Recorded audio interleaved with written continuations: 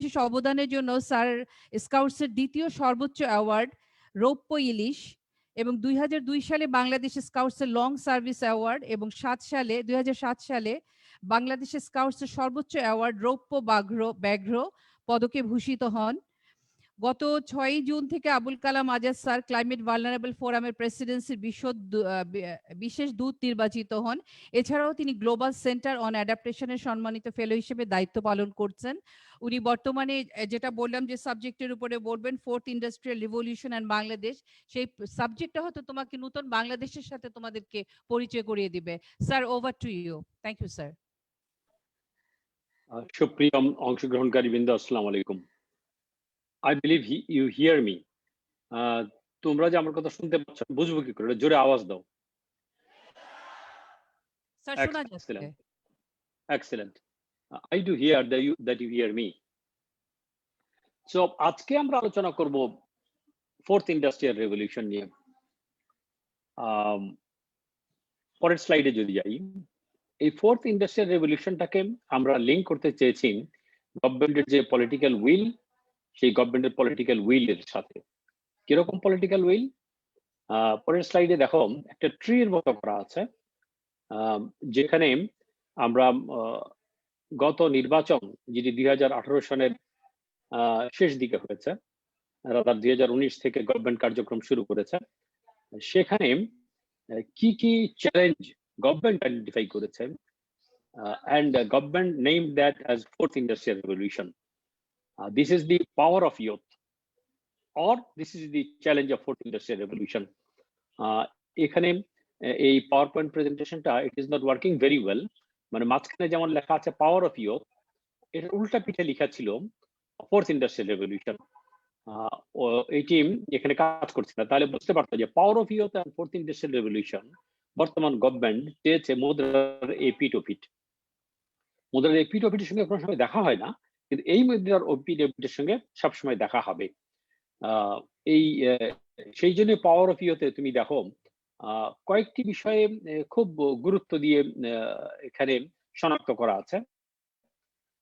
এটা যদি উপরে দেখো, spirit of liberation war, social values, এটা হচ্ছে আমাদের সকল উন্নয়ন শুধু বলবো না, মানে বাংলাদেশের সকল কার্যক্রমের মূলে যদি স্বাধীনতার চেতনাটা থাকে, তাহলে পরে প্রকৃত অর্থে ধরে নিতে হবে যে এটা রাইট ডিরেকশনে যাচ্ছে।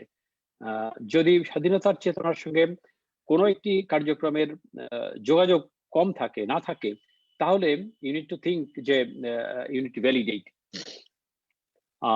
human resource development, employment, migration, innovative research, education, eradication of tourism and drugs, and encouraging culture and sports. দেখো যে কয়টা আছে, এর সব কয়টা তোমাদের সাথে, তোমার সাথে খুব ওতপ্রোতভাবে জড়িত। এই বিষয়গুলোতে বর্তমান গভর্নমেন্টের পলিটিক্যাল যে আদর্শ, পলিটিক্যাল যে প্রোগ্রাম, তার সঙ্গে খুবই মিল আছে।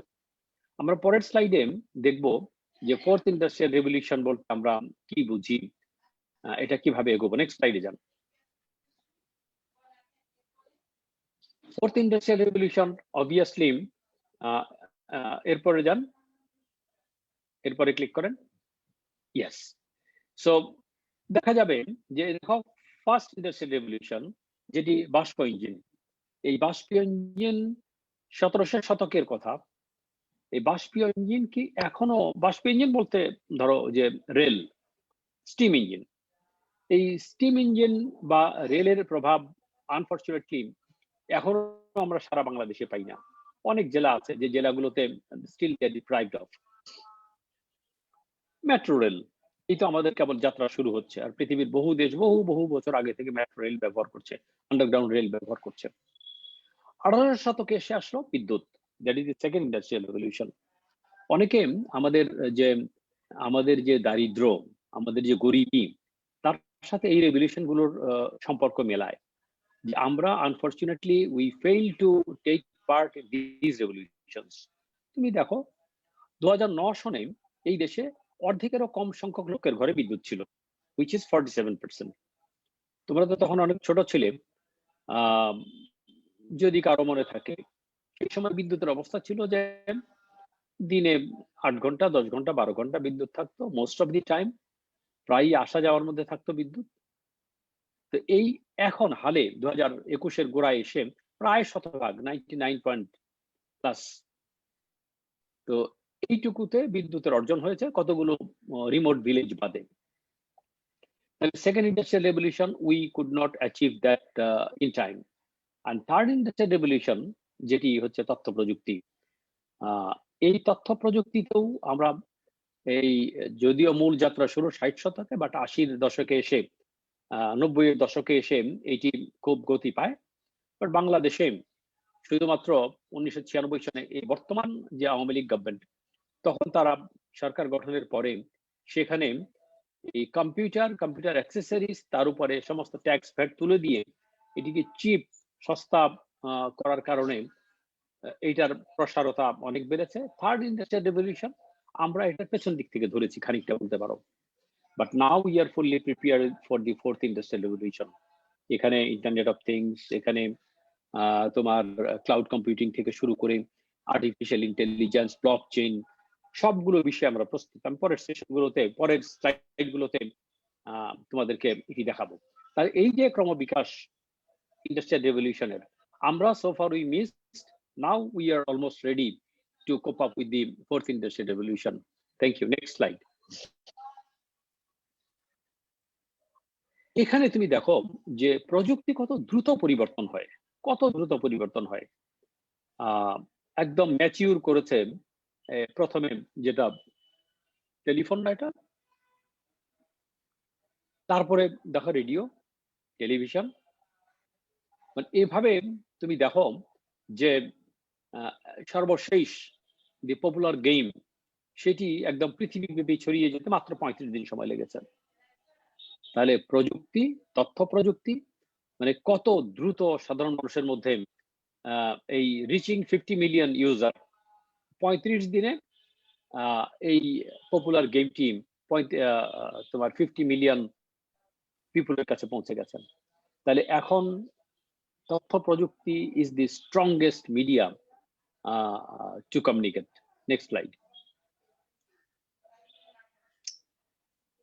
আমাদের এই পৃথিবীতে এই ফোর্থ ইন্ডাস্ট্রিয়াল রেভলিউশন, তার জন্য 10টা টপ টেকনোলজি, এটা মূলত ওয়ার্ল্ড ইকোনমিক ফোরাম এটি আইডেন্টিফাই করেছে যে এগুলো হচ্ছে আমাদের টপ 10 ইন্ডাস্ট্রিয়াল ফোর্থ ইন্ডাস্ট্রিয়াল রেভলিউশনের প্রয়োজনীয় জিনিস।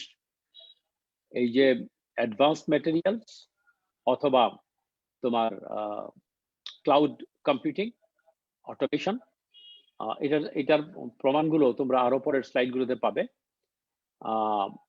তোমার এই সিনথেটিক বায়োলজি, যেটি দিয়ে আর্টিফিশিয়াল অর্গানস থেকে শুরু করে সবকিছু,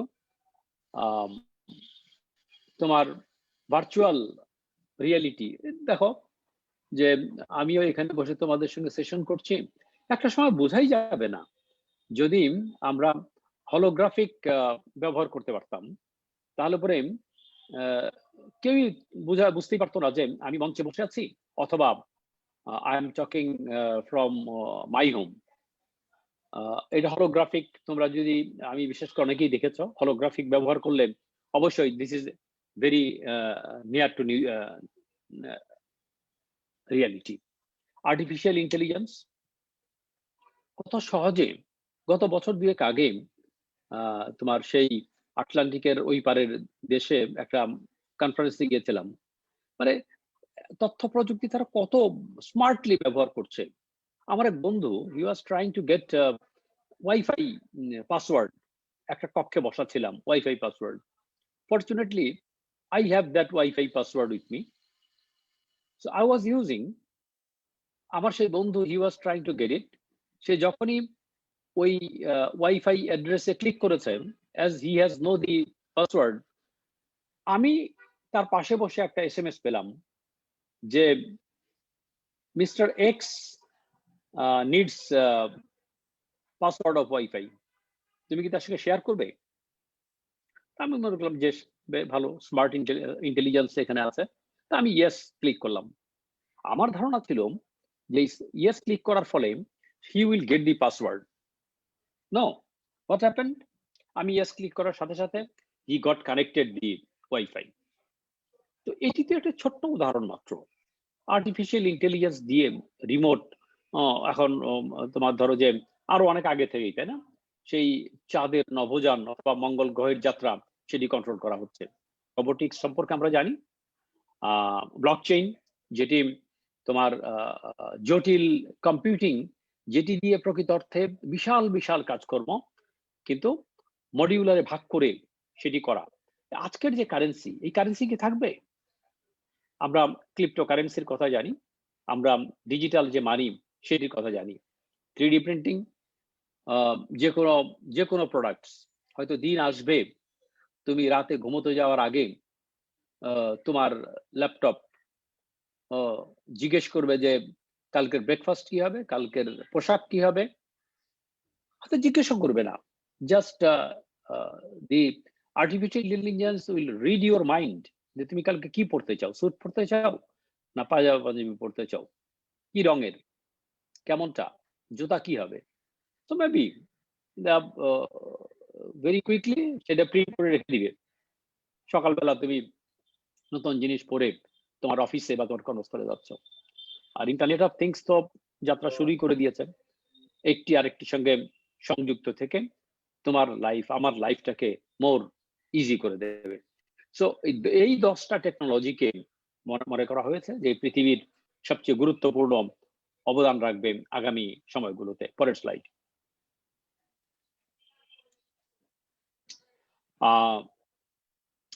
এই যে দেখো, ফোর্থ ইন্ডাস্ট্রিয়াল রেভলিউশনের কথা আমরা বলছি। ফোর্থ ইন্ডাস্ট্রিয়াল রেভলিউশনে যারা সংযুক্ত হতে পারেনি তাদের কি হয়েছে? তোমরা কিন্তু এই কোডাকের সঙ্গে পরিচিত না। আমাদের যে ক্যাম্প কমান্ড্যান্ট, তিনি কিছুটা পরিচিত, অথবা ক্যাম্পের অন্যান্য সিনিয়র যারা বড় ভাই আছে তারা পরিচিত। কোডাক ওয়াজ এ ফিল্ম যেখান থেকে এই একটা ফিল্ম লোড করলে ক্যামেরাতে 32টা ছবি উঠতো। আমরা যদি 32টার বেশি, যদি 33, 34, 35টা ছবি তুলতে পারতাম, মানে কোডাক আমাদেরকে সো ব্লেসড করেছে। হিসেব ছবি তুলতাম অবভিয়াসলি, খুব হিসেব করে করে কোনটা তুলবো কোনটা তুলবো না। বাট হোয়াট ইউ ডু, তথ্য প্রযুক্তি অথবা এই যে তোমার হার্ড ডিস্ক কিভাবে সকল কিছুকে মানে সরিয়ে দিল। দেখো, তোমার মোবাইল ফোনটা ক্যামেরাকে সরিয়ে দিয়েছে, এই মোবাইল ফোন কম্পিউটারকে সরিয়েছে, এই মোবাইল ফোন মানি ব্যাগকে সরিয়েছে। এরকম কতটা, এটা ক্যালকুলেটর বলো, টর্চ লাইট বলো, ঘড়ি বলো। সো একটি জিনিস, আর এই অর্গানাইজেশনটা কেন হারিয়ে গেল? They did not think that filmless photography could replace the traditional photography process. এইটি তারা চিন্তা করতে পারে নাই, যার ফলে কোডাক হারিয়ে গেছে। আমাদের জীবন থেকে কোডাক আর নাই। Kodak could take the lead. পরের স্লাইড। একই রকম দেখো, এই যে মোবাইল টেকনোলজিতে নোকিয়া ওয়াজ দ্য লিডার। যখন মোবাইল ফোনের যাত্রা শুরু হয়, management feared aligning current users if they change too much. মানে এই যে তুমি দেখো কিবোর্ড, ওখানে কিবোর্ড ছিল, আমরা তখন, এখনো কোনো কিবোর্ড পাওয়া যায়, প্রথম বাটন টিপলে মনে করো যে একের ঘরে এক আসবে, কিন্তু তারপরের বাটন পরের বার টিপলে ওটা এ আসবে, তারপরে টিপলে বি আসবে, তারপরে টিপলে সি আসবে, একটু ধরে রাখলে ওটা ক্যাপিটাল হবে। এটার সঙ্গে তো তোমরা পরিচিত না, তোমরা তো অন্যভাবে স্মার্টফোনে কাজকর্ম করো। তাহলে এই পরিবর্তনটুকু নোকিয়া থট যে people will not accustom with this. আমাদের গ্রামের সাধারণ মানুষ যারা লেখাপড়া কম অথবা নাই, সেও তো স্মার্টফোন চালায়। নোকিয়া বুঝতে পারেনি, নোকিয়া হারিয়ে গেল পৃথিবী থেকে। পরের slide. Xerox, the management thought going digital would be too expensive. এই জেরক্সও হারিয়ে গেল। এখন তুমি দেখো যে কত সুন্দর করে আমরা এই স্ক্যানার বিপরীতে আমরা আমাদের মোবাইল ফোন দিয়ে আমরা ডকুমেন্টস গুলোকে কপি করছি। ডকুমেন্ট গুলোকে এটিকে ডিজিটাল করার কি নাম বলি আমরা, তাতে করে এই দেখো যে জেরক্স হারিয়ে গেল, কিন্তু বেঁচে আছে, প্রসার করেছে অনেকগুলো ইন্ডাস্ট্রি। Next slide. অ্যাপল তার জয়যাত্রা অব্যাহত রেখেছে। আইপড, আইফোন, এই MP3 প্লেয়ার, স্মার্টফোন, এবং তারা পর্যায়ক্রমে রেভলিউশনারি গ্যাজেট তৈরি করে যাচ্ছে। এবং তুমি দেখো যে এই হেডফোন থেকে যাচ্ছি, মানে আরো কোথায় গিয়ে ঠেকবো, উই ডোন্ট নো। পরের স্লাইড। তাহলে পরে যদি ইন্ডাস্ট্রিকে টিকতে হয়, তোমাকে যদি টিকতে হয়, সার্ভাইভাল তুমি যদি ব্যাকডেটেড হও, তাহলে ইউ আর নো মোর দেয়ার। আমরা আমাদের দেশে হেলথ, এগ্রিকালচার ইত্যাদিতে কি করছি খুব সংক্ষেপে তোমাদেরকে বলবো। হেলথে, পরের স্লাইড। এখনই তো অনেকগুলো জিনিস আমাদের হাতের মুঠায় চলে আসছে না? আমি মোবাইল ফোন দিয়ে আমাদের হেলথের যতগুলো সুযোগ সুবিধা, এটি আমার হার্ট রেট অথবা প্রেশার সবকিছুই নেওয়া সম্ভব, এবং ছোট ছোট very small and smart device. পরের স্লাইড।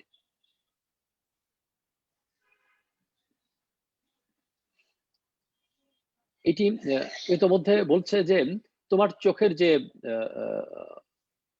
যেটি আমরা বলি রেটিনা, এই রেটিনার সামনে তুমি একটা লেন্স বসিয়ে দিলে সে অটোমেটিক যা কিছু দেখছো এটাকে রেকর্ড করবে, অ্যান্ড দিস উইল প্রিজার্ভ, এবং এটার মেমোরি অনেক বড়।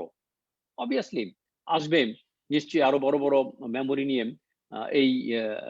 এই তো প্রযুক্তিটি আমাদের কাছে ব্যবহার উপযোগী হয়ে আসবে। পরের স্লাইড। মেডিকেল সার্জারি আমাদের দেশেও তো এখন এটা শুরু করেছে, আর পৃথিবীর উন্নত দেশগুলো তো সিঙ্গাপুরে বসে তারা অন্য দেশের অপারেশন করছে, খুবই খুবই সম্ভব। এবং এটি হলো হয় কি, এই যে রিমোট মেডিকেল সার্জারি অথবা কাছে থেকেও যদি আমি যন্ত্র ব্যবহার করে মেডিকেল সার্জারি করি, তাহলে এই সার্জারিটা নিখুঁত। এখানে অবভিয়াসলি হিউম্যান টাচ নাই। হিউম্যান টাচ না থাকার খারাপ বিষয় আছে, কিন্তু ভালো দিকটা হচ্ছে this will be errorless, this will be on time. পরের স্লাইড। ড্রোনের কথা আমরা জানি, কিন্তু ড্রোনের ব্যবহার আরো কত প্রসারিত হতে পারে আমি বিশ্বাস করি। এই গত কয়েকদিন আগে দেখা গেছে যে it can be A mobile ambulance, or it can be career of emergency medicines, এবং রোবটের যদি একটা ফ্লিট থাকে তাহলে ওই নাম্বারে চাপ দিলেন, এবং সে তাৎক্ষণিক কিন্তু পেশেন্টের কন্ডিশন গুলো বুঝে নিয়ে কনসার্ন মেডিসিনটাকে আইডেন্টিফাই করে ডিটেক্ট করে রোবট ওষুধ পাঠিয়ে দেবে। পরের স্লাইড।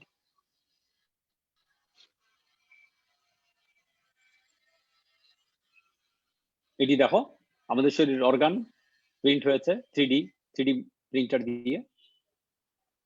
ডেজ আর কামিং, এবং in the meantime artificial limb আমরা ব্যবহার করতে শুরু করেছি ব্যাপকভাবে। পরের স্লাইড। এগ্রিকালচার ক্ষেত্রে 2-3টা আমরা ইনোভেশন দেখি।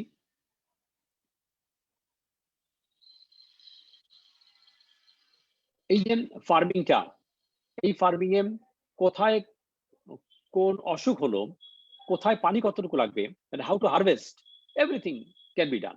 পরের স্লাইড।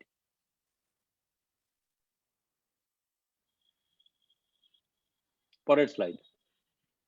ড্রোন পানি বা কীটনাশক এডুকেশন দেখো, আমরা খুব ছোট আকারে তথ্য প্রযুক্তি ব্যবহার করছি, কিন্তু দেখো 2019-এ বা 2020-এ লার্নিং প্ল্যান গুলো কত দ্রুত পরিবর্তন হয়ে যাবে। এডুকেশনে ভার্চুয়াল রিয়েলিটি ইন এডুকেশন। তারপরে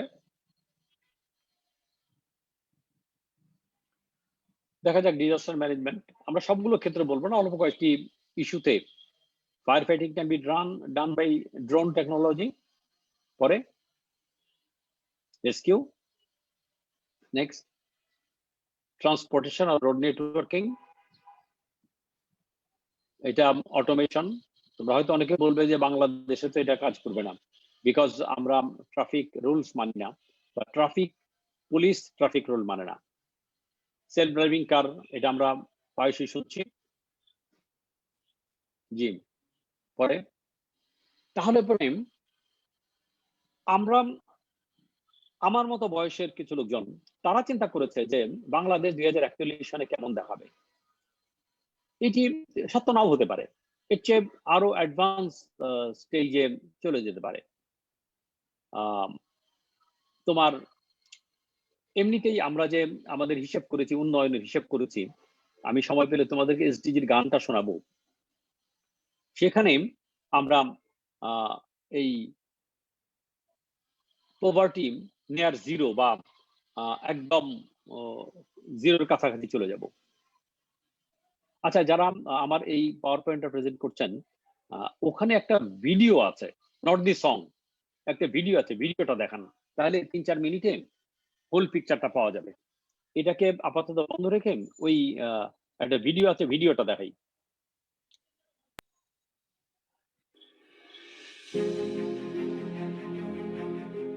By 2021, our digitalization has afforded our people huge opportunities to become change makers. Our focus on digital connectivity has facilitated economic development and the fourth industrial revolution.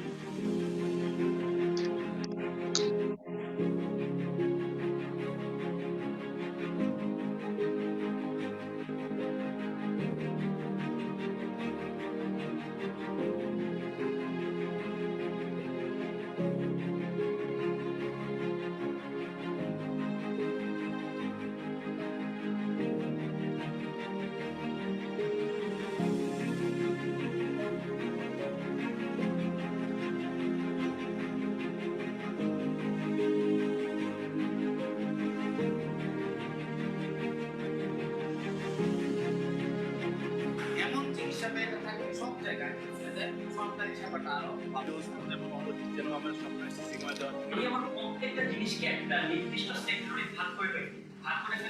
আমার stadium বাস rail plus আমার launch terminal যেমন এক জায়গায় তারা করে সিঙ্গা করে রাখলে আমার ব্যাংক হচ্ছে, ঠিক তেমনি হবে ব্যাংক, আপনার অফিস, বাসাবাড়ি, তিনটা জিনিস থেকে আমি যদি ভাগ করে আলাদা কোনো জায়গায় রাখি, যেটা আমি যত দেখি সেটা হচ্ছে হয়তো এরকম একটা প্ল্যাটফর্ম থাকবে যেখানে যোগাযোগ ব্যবস্থা উন্নত থাকবে। কিন্তু আমরা যদি ঢাকাটাকে ক্যাপচার না রেখে বাংলাদেশের বিভিন্ন অংশ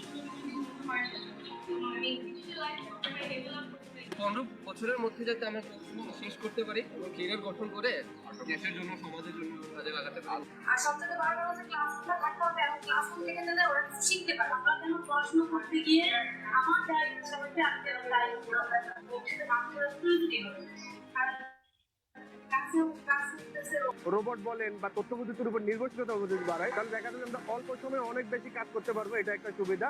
ফার্স্ট অফ অল আমাদের লোকবল কিন্তু কম রাখতেছে, ইরোর পার্সেন্টেজটা কমে যাবে যদি অটোমেশনের দিকে যাই।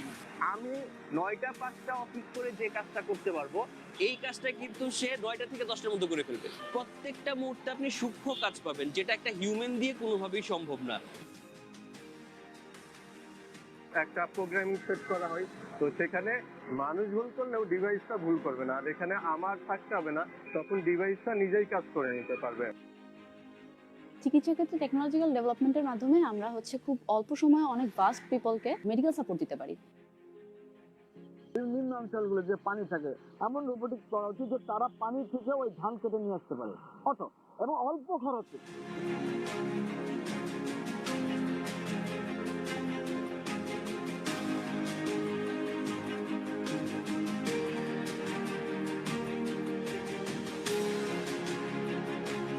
এই যে ফোর্থ ইন্ডাস্ট্রিয়াল রেভলিউশন এবং কোভিড-19 সিচুয়েশন, যে নতুন একটা পৃথিবী আমাদের সামনে হাজির হলো, সোশ্যালি ডিস্টেন্সড, ডিজিটালি কানেক্টেড। আমাদের টার্গেট যে আমরা 25 সাল নাগাদ আইটি সেক্টর থেকে আমরা $5 বিলিয়ন রপ্তানি আয় করব, 20 লক্ষাধিক তরুণ তরুণী কর্মসংস্থান সৃষ্টি করব।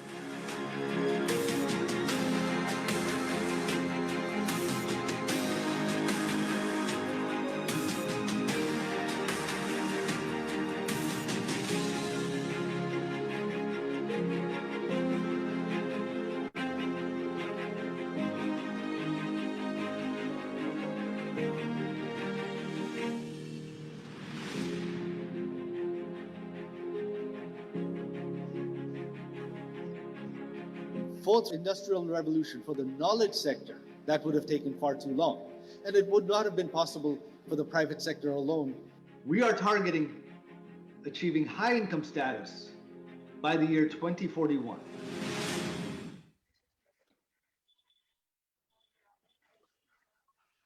আগের স্লাইডে আবার ফেরত যাব।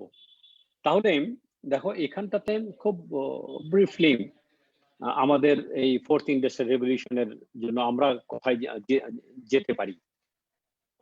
ম্যানুফ্যাকচারিং এ জবলেস, তোমরা চিত্রেও দেখেছো যে কত কত লোক ফ্লোরে কাজ করছে, হঠাৎ দেখা গেল লোক নাই, বিকজ অটোমেশন। ঠিক এমনি ভাবে তোমার ট্রেড অ্যান্ড পেমেন্টস, আমরা তো এই করোনাকালীন সময়েও ঘরে বসে আমরা ই ফাইন্যান্সিয়াল সার্ভিস ব্যবহার করে সকল ট্রানজেকশন আমরা সম্পন্ন করেছি। বড় বড় ফাইন্যান্সিয়াল ট্রানজেকশন ব্লক চেইন ব্যবহার করে অবভিয়াসলি সম্ভব। সো বর্তমান সময়ের যে শিক্ষা ব্যবস্থা, যেরকম ইনস্টিটিউট, যেরকম ইউনিভার্সিটি, কলেজ, এরকম থাকবে কি? এরকম করে কি টিচাররা পড়াবে নাকি ইউটিউবে দেখে আমরা পড়ব?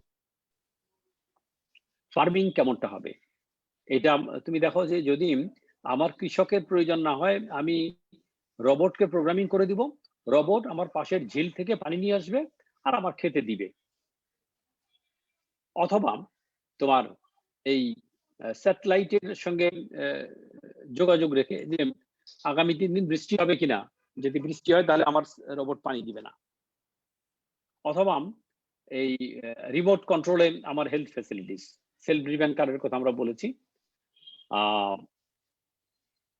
এখানে এই যে পার্সোনালাইজড সার্ভিস অ্যাট ফিঙ্গারপ্রিন্ট, যেটি গভর্নমেন্টের সেবা দেওয়ার ক্ষেত্রে নেট জিরো করাপশন, যত বেশি তথ্য প্রযুক্তি আসবে তত বেশি হিউম্যান টাচ কমে যাবে, তার মানে হচ্ছে করাপশনের সুযোগটা তত বেশি কমে যাবে।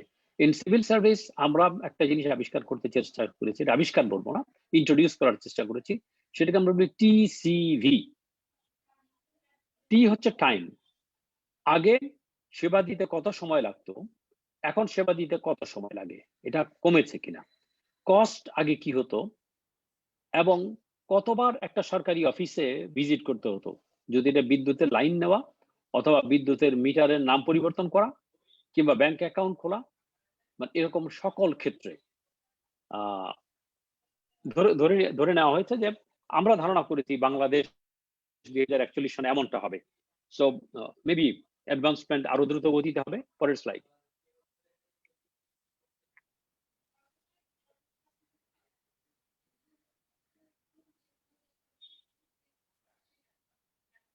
তাহলে পরে 5টা সেক্টর তোমরা ওই ভিডিওতেও দেখেছো, 5টা সেক্টরকে বাংলাদেশ আইডেন্টিফাই করেছে যে এই 5টা ক্ষেত্রে আমাদের খুব বেশি জোর দেওয়া দরকার, যাতে করে ফার্নিচার অটোমেশন টেকনোলজি নিজের এবং এটা এক্সপোর্টের জন্য, অ্যাগ্রো ফুড অবভিয়াসলি, বিকজ দেখো আমাদের এই ছোট্ট দেশ, বঙ্গবন্ধু যখন দেশটাকে স্বাধীন করেন তখন সেখানে 7.5 কোটি লোক ছিল, এখন 16 কোটি, দ্বিগুণের বেশি। কিন্তু তখন যে খাদ্যের স্কারসিটি ছিল তার তুলনায় এখন অনেক বেশি অ্যাফ্লুয়েন্স। লেদার অ্যান্ড ফুটওয়্যার, এটি আমাদের একটা বিশাল ক্ষেত্র। অবভিয়াসলি রেডিমেড গার্মেন্ট বর্তমানে যা আছে এর সঙ্গে আর টেক্সটাইলকে জোড়া দিতে হবে, এবং ট্যুরিজম অ্যান্ড হসপিটালিটি বড় একটা ক্ষেত্র হতে পারে যেখানে অনেক বেশি কর্মের সংস্থান হবে। পরের স্লাইড। আমাদের কয়েকটি ইন্ডাস্ট্রি, তারা ইতিমধ্যেই এই 4th IR এর ছোঁয়া তারা নিয়েছে এবং কাজকর্ম করছে। তাদের one of them is Mohammad fashion sweater. পরের স্লাইড।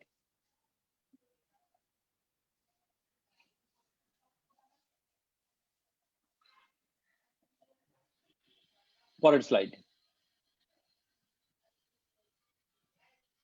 এটা হচ্ছে একটা ফার্নিচার শিল্প, হাতিল। পরের slide. Packaging in diamond food and beverage. তাহলে ফিউচার স্কিল কোথায় কত লোক কর্ম হারাবে, বিকজ এই 5টি ক্ষেত্র আমরা যেখানে আইডেন্টিফাই করার চেষ্টা করেছি, দেখো প্রায় 55 লাখ এখানে জব অ্যাট রিস্ক।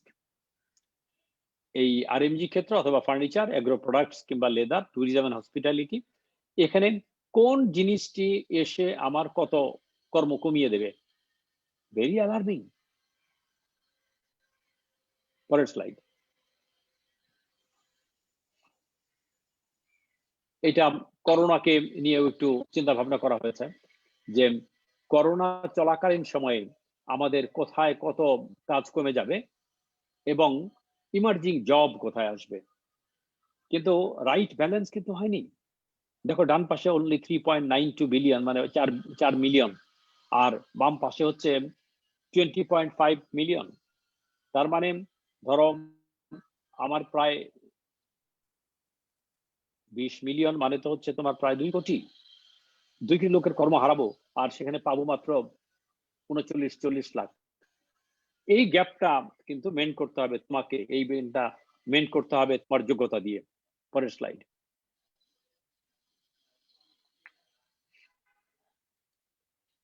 আমরা যেটা একটা মেশিন করতে এখন অনেকগুলো লোক যে কাজটা করতে এখন একটা মেশিনে সেই কাজ করে ফেলে।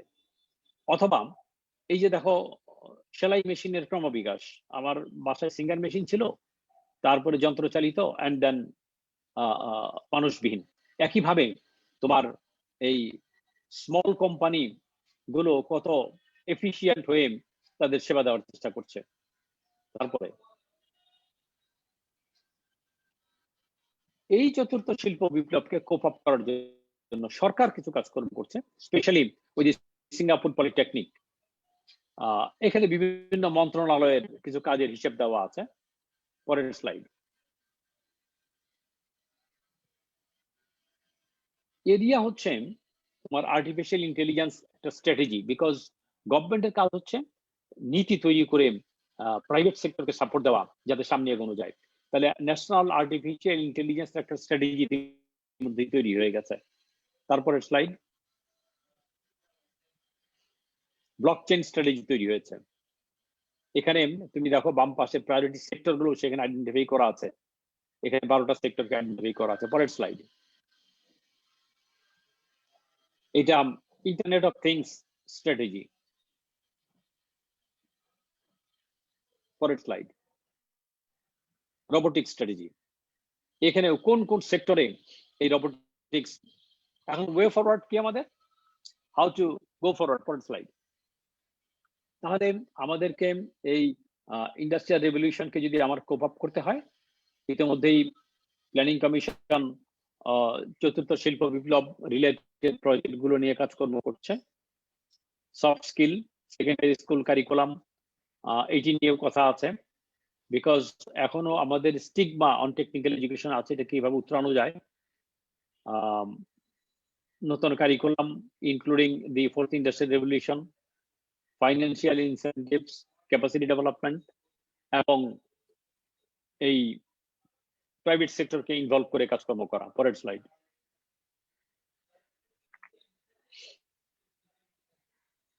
আরেকটা ক্লিক করো। হ্যাঁ, প্রত্যেক চেম্বার, বিকজ আমরা সবসময় বলি যে প্রাইভেট সেক্টরকে এনগেজ না করলে সামনের দিকে এগোনো ডিফিকাল্ট হবে। এটা বিসিসি এর সঙ্গে কোঅর্ডিনেশন লাগবে। সেখানে মিনিস্ট্রি অফ ইন্ডাস্ট্রি, কমার্স এবং এই যে প্রতিষ্ঠান বিডা, ইনভেস্টমেন্ট ডেভেলপমেন্ট অথরিটি, তারপরে ইকোনমিক জোনস অথরিটি, ইকোনমিক তোমার export processing zone authority, public private partnership, basis অথবা হাই টেক পার্ক, এই দিয়ে আমাদের সামনের অগ্রগতি। পরের স্লাইড। ঠিক আছে, কোথায় যাব আমরা? আমরা ডিজিটাল বাংলাদেশ থেকে আমরা 2041-এ যাব ইনোভেটিভ বাংলাদেশ। এন্ড বাংলাদেশ প্ল্যানটা তৈরি করেছে এই 2100 পর্যন্ত। আমি আমার প্রেজেন্টেশনটা শেষ করব ইন 5 মিনিটস। আচ্ছা, গানটাতে যাও তো, এসডিজি এর একটা গান আছে, এই যে গানটা শুনে আমি শেষ করবো। I will take questions from you. এই গানটা তোমরা মনোযোগ দিয়ে শুনবে, এটা এসডিজির গান।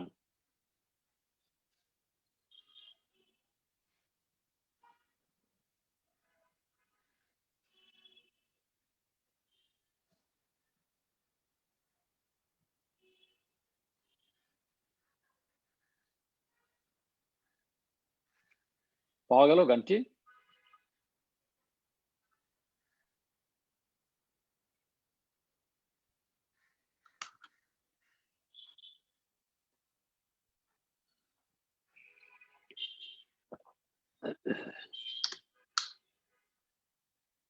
So any problem in running the song?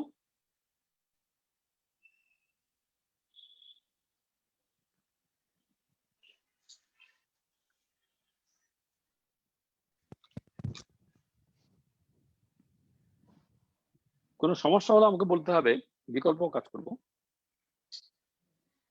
ওকে,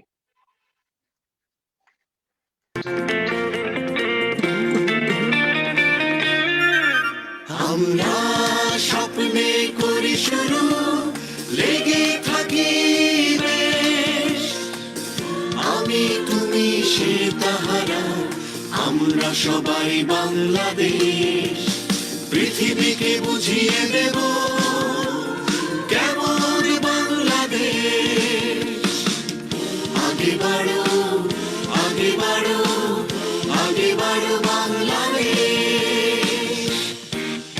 এসো বাংলাদেশ এসো, সচ্ছলতায় দুধে ভাতে আনন্দে উচ্ছলতায়, হাসি খুশি সুস্বাস্থ্যে জ্ঞানে উন্নত, নারী পুরুষ একতালে মায়ের জন্য মাথা নত। পানি জীবন সে তো সবারই জন্য, পরিচ্ছন্নতায় হও অনন্য। সাধার সাধ্যের মাঝে থাক জ্বালানি, আকাশ ছুবে প্রবৃদ্ধি। সুষ্ঠু কাজের মাঝে মুছে বেকারত্বের গ্লানি। খুঁজে যাক যত অসমতা, পৃথিবীর সাথে হোক বন্ধুতা। খুঁজে যাক যত অসমতা, পৃথিবীর সাথে হোক বন্ধুতা। আমরা স্বপ্নে করি শুরু, লেগে থাকি বেশ, আমি তুমি সে তাহারা, আমরা সবাই বাংলাদেশ। পৃথিবীকে বুঝিয়ে দেব কেমন বাংলাদেশ। আগে বাড়ো, আগে বাড়ো, আগে বাড়ো বাংলাদেশ।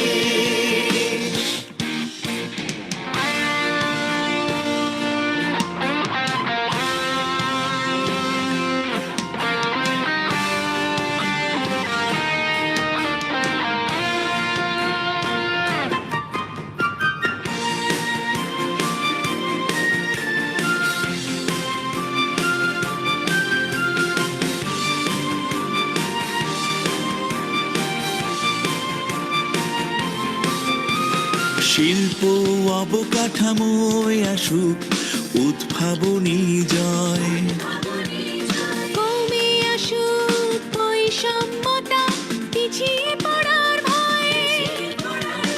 লোকালয় শহরে আসুক আধুনিকতা, উৎপাদনে চলো গড়ে অগ্রগামিতা। পরিবেশকে রাখবো সবুজ সবাই ভালোবেসে। সাগরের অফুরন্ত সম্পদে যেন অকল্যাণ না আসে। মোর মাটি পাহাড় খাটি রাখবো টিকিয়ে। শান্তির শুভ্র পায়রা, সুবিচারে নেব সাজিয়ে। খুঁজে যাক যত অসমতা, পৃথিবীর সাথে হোক বন্ধুতা। খুঁজে যাক যত অসমতা, পৃথিবীর সাথে হোক বন্ধুতা। আমরা স্বপ্নে করি শুরু, লেগে থাকি বেশ, আমি তুমি সে তাহারা, আমরা সবাই বাংলাদেশ।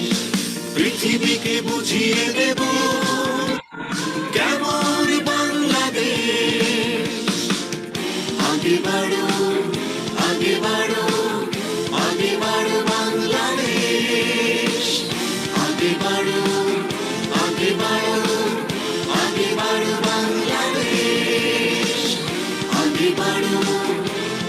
বাড়ো বাংলাদেশ।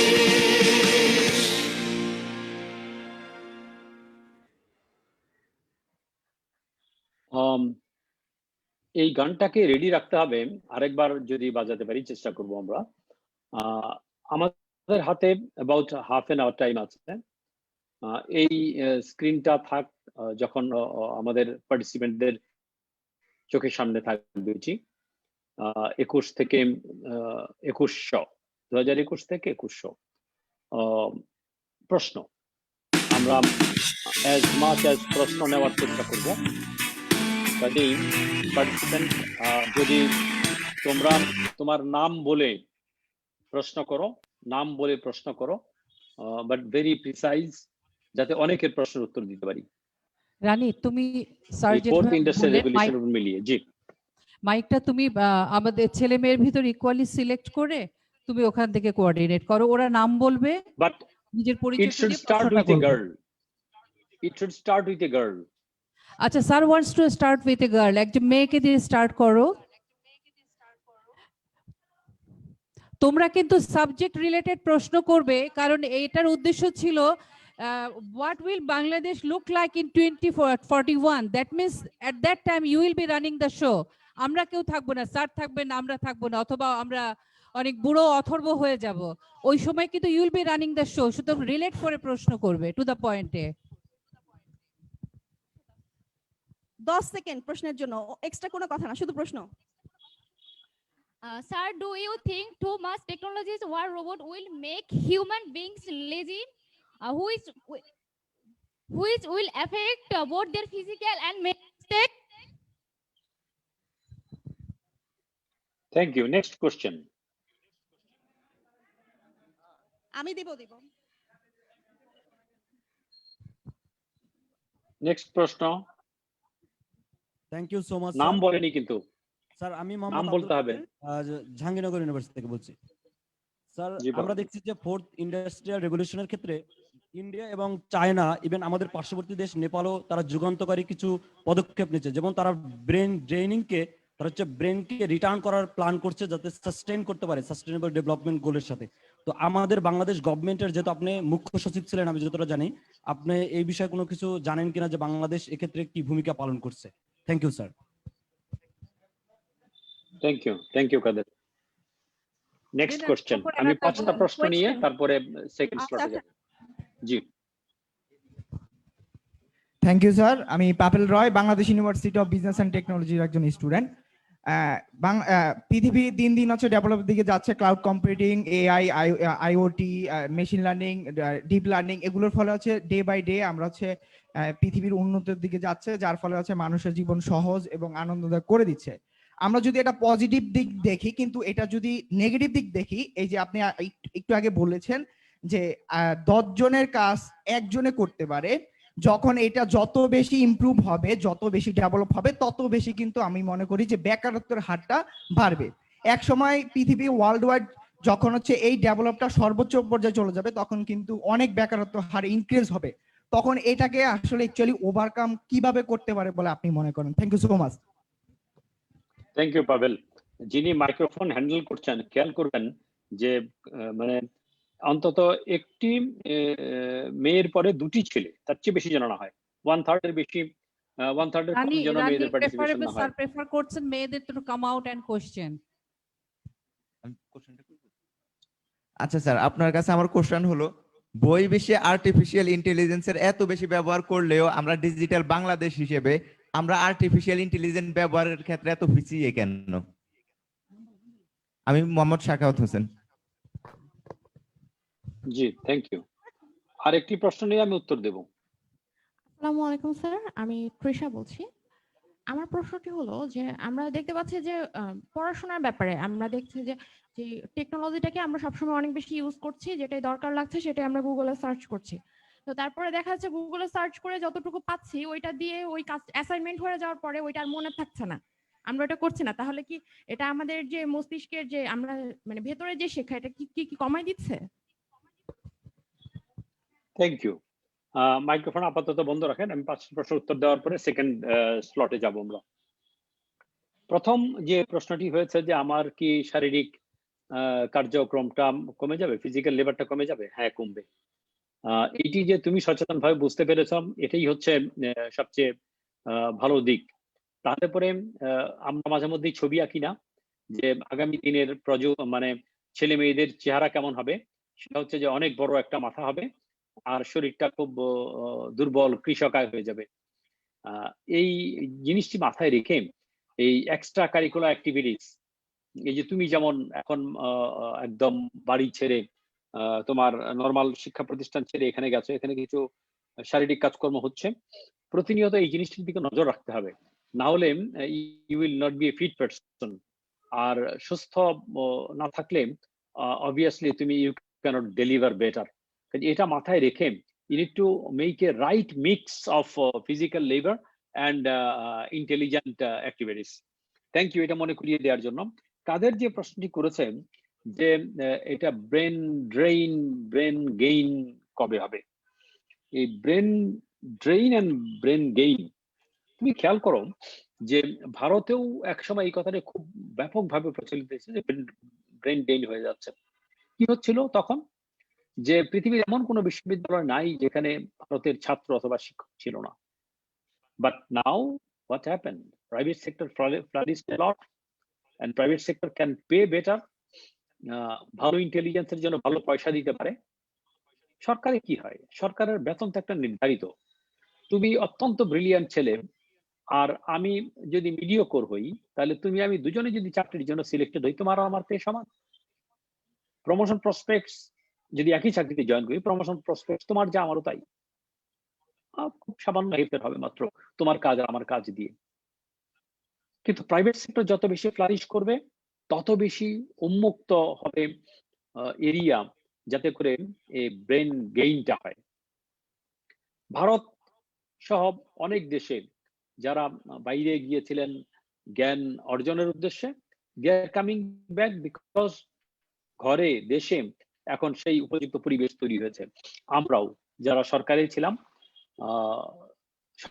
সরকার প্রতিনিয়ত কিন্তু চেষ্টা করছে যে কত বেশি ছেলে মেয়ে বাইরে গিয়ে পড়ালেখা করতে পারে, কত বেশি টিচার টিচিং স্টাফ পৃথিবীর জ্ঞান বিজ্ঞানের সঙ্গে সম্পৃক্ত হতে পারে, এবং দেশে ফিরে আসা দিস ইজ ইনএভিটেবল, ফিরবেই। প্রত্যেকের মনের মধ্যে সেই দেশপ্রেমটা আছে, শুধুমাত্র উপযুক্ত পরিবেশ তৈরি করে দিতে পারা।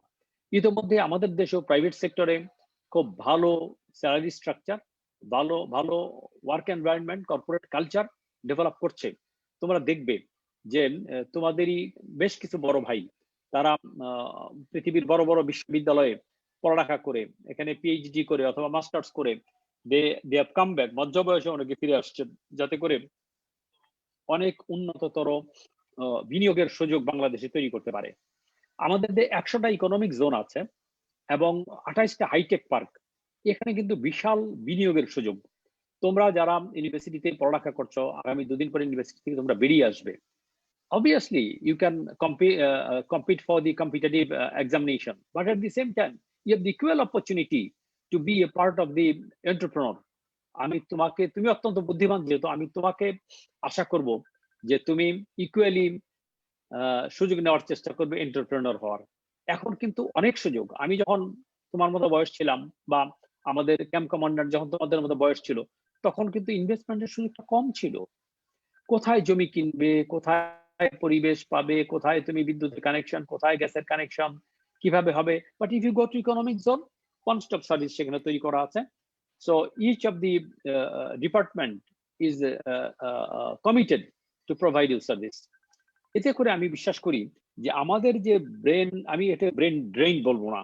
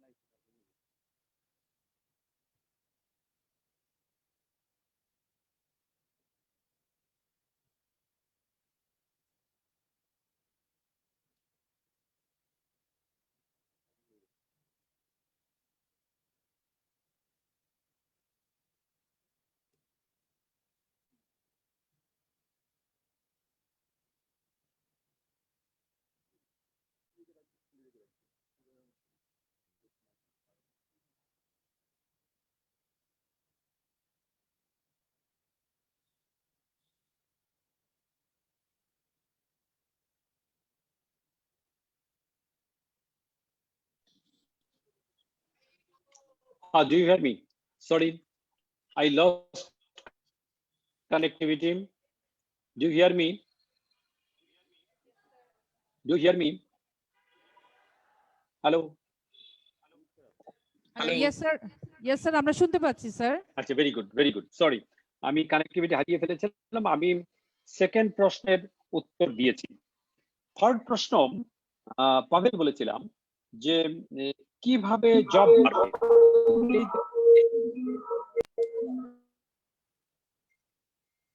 কিভাবে জব বাড়বে, এই যে কানেক্টিভিটিটা, এটা কি করে আমাদের জব বাড়ার কাজে, ফোর্থ ইন্ডাস্ট্রিয়াল রেভলিউশন এটি জব বাড়ার কাজে কিভাবে ব্যবহৃত হবে। দেখো, আজ থেকে 30 বছর আগে, 20 বছর আগে যখন কম্পিউটার প্রযুক্তি বাংলাদেশে খুব ব্যাপকভাবে ব্যবহার শুরু হয়েছিল, তখনও কিন্তু একটা মানে ভয়েস রেজড হওয়ার চেষ্টা হয়েছিল যে কম্পিউটার অনেক কাজ করে দিবে, একজন মানুষের কাজ, মানে 10 জন মানুষের কাজ একটা কম্পিউটার করে ফেলবে, সো জব ব্লেস হয়ে যাব আমরা। হয়নি, প্রচুর কাজের পরিমাণ বেড়েছে। কেন? কারণটা হচ্ছে যে অপরচুনিটিস ইজ ইমেন্স। তোমার এখন তুমি যদি ডিজিটালি এডুকেটেড হও, তাহলে you are not only a product for this country, you are a global product. সারা পৃথিবীতে, আমি ওই ফোর্থ ইন্ডাস্ট্রিয়াল রেভলিউশন ওই পার্টটুকু তোমাদেরকে দেখাতে পারিনি যে how much job opportunity is out of the boundary of Bangladesh, কোন কোন ক্ষেত্রে। এটি যদি কোনো সময় আরেকবার সুযোগ পাই, তাহলে পরে সেই জিনিসগুলো দেখানোর চেষ্টা হবে যে এই যে অ্যাকাউন্টিং বলো অথবা এই যে সফটওয়্যার ডেভেলপমেন্টের কথা বলো, আমাদের প্রতিমন্ত্রী জুনায়েদ আহমেদ পলক বললেন যে আমরা কত কত এক্সপোর্ট গ্রোথের চেষ্টা করছি, চিন্তা করছি, প্ল্যান করেছি এবং বাস্তবায়ন করছি উইথ দি ডিজিটাল ডিভাইসেস। ওখানে তোমার বিপুল পরিমাণ কাজের চাহিদা তৈরি হবে। আর if you can be the global product, তাহলে তোমার কর্ম কিন্তু শুধু বাংলাদেশে সীমিত থাকবে না। আর সারা পৃথিবীর ডেমোগ্রাফি যে অবস্থায় আছে, পুরো ইউরোপ দে আর মাইনাস, জাপান তারা minus in terms of the demographic growth, USA, Canada. নয়, আমরা এশিয়ার কিছু দেশ, উই হ্যাভ দি ক্যাপিটাল, আমাদেরই রিসোর্স, তার কারণ আমাদের 32 কোটি হাত, এই 32 কোটি হাত পুরো পৃথিবীর জন্য। তাতে করে আমি মনে করি যে if you can be a global product, obviously শুধুমাত্র দেশে সীমিত না থেকে সারা পৃথিবীতে তুমি ছড়িয়ে পড়বে। আমরা পিছিয়ে কেন? যে কথাটি আমাদের এক বন্ধু বলেছে যে অনেকের তুলনায় আমরা পিছিয়ে, বিশেষত আইটির ক্ষেত্রে। ইয়েস, আমরা পিছিয়ে। তার কারণটা হচ্ছে আমরা we started late, very late.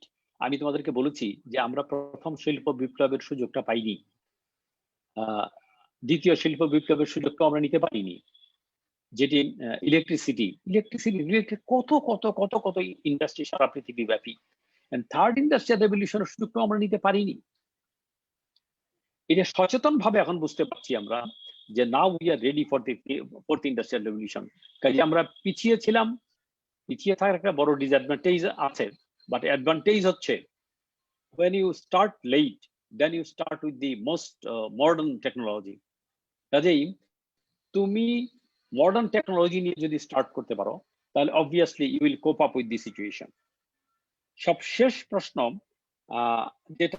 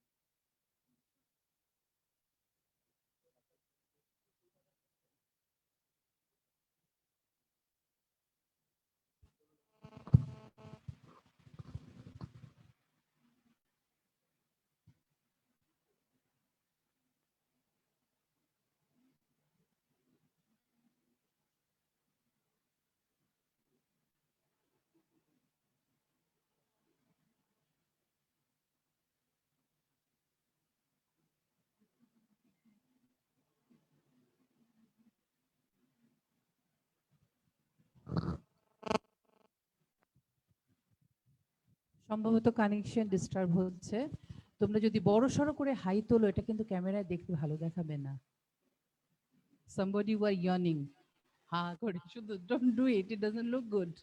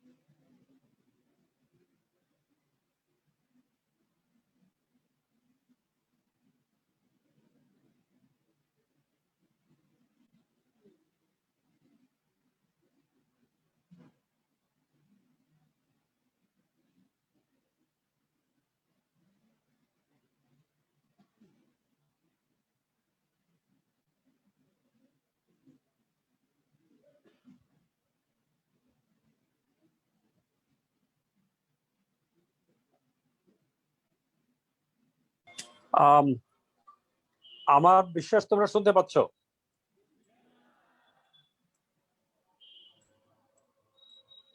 যদি আমার কথা শুনতে পেরে থাকো একটু হাত তোলো তোমরা, আমি দেখতে পাবো। Excellent, I hear your hands. আমার ল্যাপটপটা কাজ করছে না, I am not connected with mobile. Thank you. আমি শেষ প্রশ্নের উত্তর দিচ্ছিলাম, সেটা হচ্ছে মনে থাকে না, যেহেতু আমরা মেমোরাইজ করতে পারছি না। হ্যাঁ, মেমোরাইজ যেহেতু করতে পারো না, মেমোরাইজ টিপ দিলাম, তথ্য জানা হয়ে গেল, it does not change your life. Rather অনেক অনেক ইনফরমেশন ইউ আর ইউটিলাইজিং। মনে থাকাই তো সব কথা না, কিন্তু যেটি প্রয়োজন সেটি কিন্তু ঠিকই মনে থাকবে। কবিতা মুখস্থ বলতে পারা এটি তো একটা সদ্গুণ বটে, কিন্তু এইটি যে সকল সময় তোমার জীবনকে সামনের দিকে চালিয়ে নিয়ে যাবে, নট নেসেসারিলি। চেষ্টা করো যাতে মেমোরাইজেশনটা সম্ভব হয়। আমরা স্কাউটদেরকে আমরা মাঝে মধ্যে করার চেষ্টা করি, সেটা হচ্ছে আমাদের একটা খেলা আছে যেটাকে বলে আমরা কিমস গেম। কিমস গেমে আমরা করি কি, একটি টেবিলে ধরো নির্দিষ্ট সংখ্যক জিনিস সাজিয়ে রাখি। ধরো সেখানে চাবির রিং, একটা কলম, একটি বই, এরকম নিত্য প্রয়োজনীয় জিনিসপত্র আমরা 40টা সাজিয়ে রাখি। তারপর 1 মিনিট সময় দিয়ে এটা দেখার জন্য। তারপরে বলি যে তুমি এর মধ্যে থেকে যতগুলো মনে আছে ততগুলো লিখো। This is a game, but this is a game how to memorise. তো এরকম প্রতিনিয়ত চেষ্টা করো, কিন্তু কর্মক্ষেত্রেও চেষ্টা অব্যাহত রাখতে পারো। কিন্তু আমি এটুকু বলবো যে মেমোরাইজ করাই সব কথা নয়। ধন্যবাদ প্রশ্নগুলোর জন্য। You have asked the brilliant questions. আমরা পরের ধাপে যেতে পারি।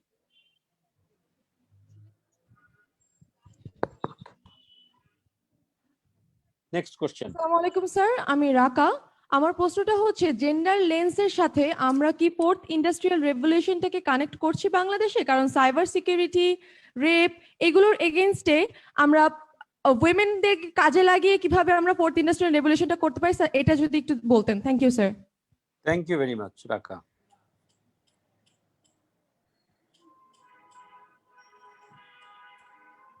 নেক্সট। হ্যালো স্যার, আমি মিথিলা। এসডিজি সং এর মধ্যে যে 17টা বিষয় ছিল, এর মধ্যে একটি ছিল যে বৈষম্যতা দূর। তো ওখানে দেখেছি যে ট্রান্সজেন্ডারদেরকে নিয়ে যে একসাথে কাজ করার ব্যাপারটা, তো আমরা কিভাবে এআই ইউজ করে আমরা হচ্ছে ট্রান্সজেন্ডারদেরকে সুযোগ দিতে পারি? কারণ যেখানে আমরা দেখছি যে 2021-এও আমাদের সেই ধরনের মেন্টালিটি আসে নাই যে আমরা ওদেরকে ভালোভাবে একসেপ্ট করতে পারছি বা ওদেরকে আমরা কাজে লাগাতে পারছি। সেখানে আমরা যখন আরো বেশি অ্যাডভান্স হয়ে যাব, তখন তো আমরা ওদের মানে কিভাবে আমরা ওদেরকে কাজে লাগাবো? আমাদের তো ওদের প্রতি আরো নেগলেক্ট মানে বেড়ে যেতে পারে। তো এই ক্ষেত্রে আপনি কি বলতে চান অ্যাকচুয়ালি?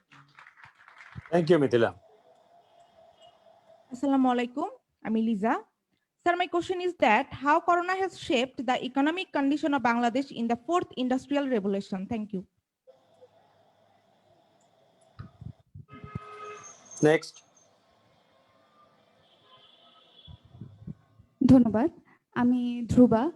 স্যার আমার প্রশ্নটা ছিল যে এই উন্নত প্রযুক্তির যুগে আমাদের সবারই অনেক সুবিধা হচ্ছে, কিন্তু আমাদের যারা সিনিয়র সিটিজেন আছে, ফর এক্সাম্পল আমার বাবা মা, এরকম আরো অনেকেই খুব সমস্যার সম্মুখীন হচ্ছে। তাদেরকে, যেমন আমার মা একজন শিক্ষিকা, তাকে স্কুলে এখন বলা হচ্ছে কম্পিউটারে ইউজ করতে কিংবা কম্পিউটারে ছেলেমেয়েদের ক্লাস নিতে, তারা কোপ আপ করতে পারছে না। আপনি এই সমস্যাটাকে কিভাবে দেখবেন? ধন্যবাদ। Thank you. এই স্লটের লাস্ট কোশ্চেন। আসসালামু আলাইকুম, আমি মাহমুদা। স্যার আপনি এখানে দেখেছেন যে আমরা অটোনোমাস বা ইন্টেলিজেন্সি এগুলো ব্যবহার করে সামনে আগিয়ে যাব। আমাদের বেকারত্বের হার বৃদ্ধি পাচ্ছে, এখন আমাদের বেকারত্বের হার বৃদ্ধি, তাহলে এডুকেশন সিস্টেম কিভাবে আমাদের বেকারদের এই হ্রাসটাকে কমাবে? এখন এতটাই বেকারত্ব, তখন তারাও বেকারত্ব থাকবে। আর যেহেতু সরকার এখন আমাদেরকে এই প্যান্ডামিকের মধ্যে এত সুযোগ দিয়েছে যে 10,000 টাকা করে দিচ্ছে যে গ্রামের রিমোট এরিয়াতে যারা তারা যেন জুমের মাধ্যমে ক্লাসে জয়েন করতে পারে, সেখানে অনেকেই সেই সুযোগ সুবিধাটা পায়নি।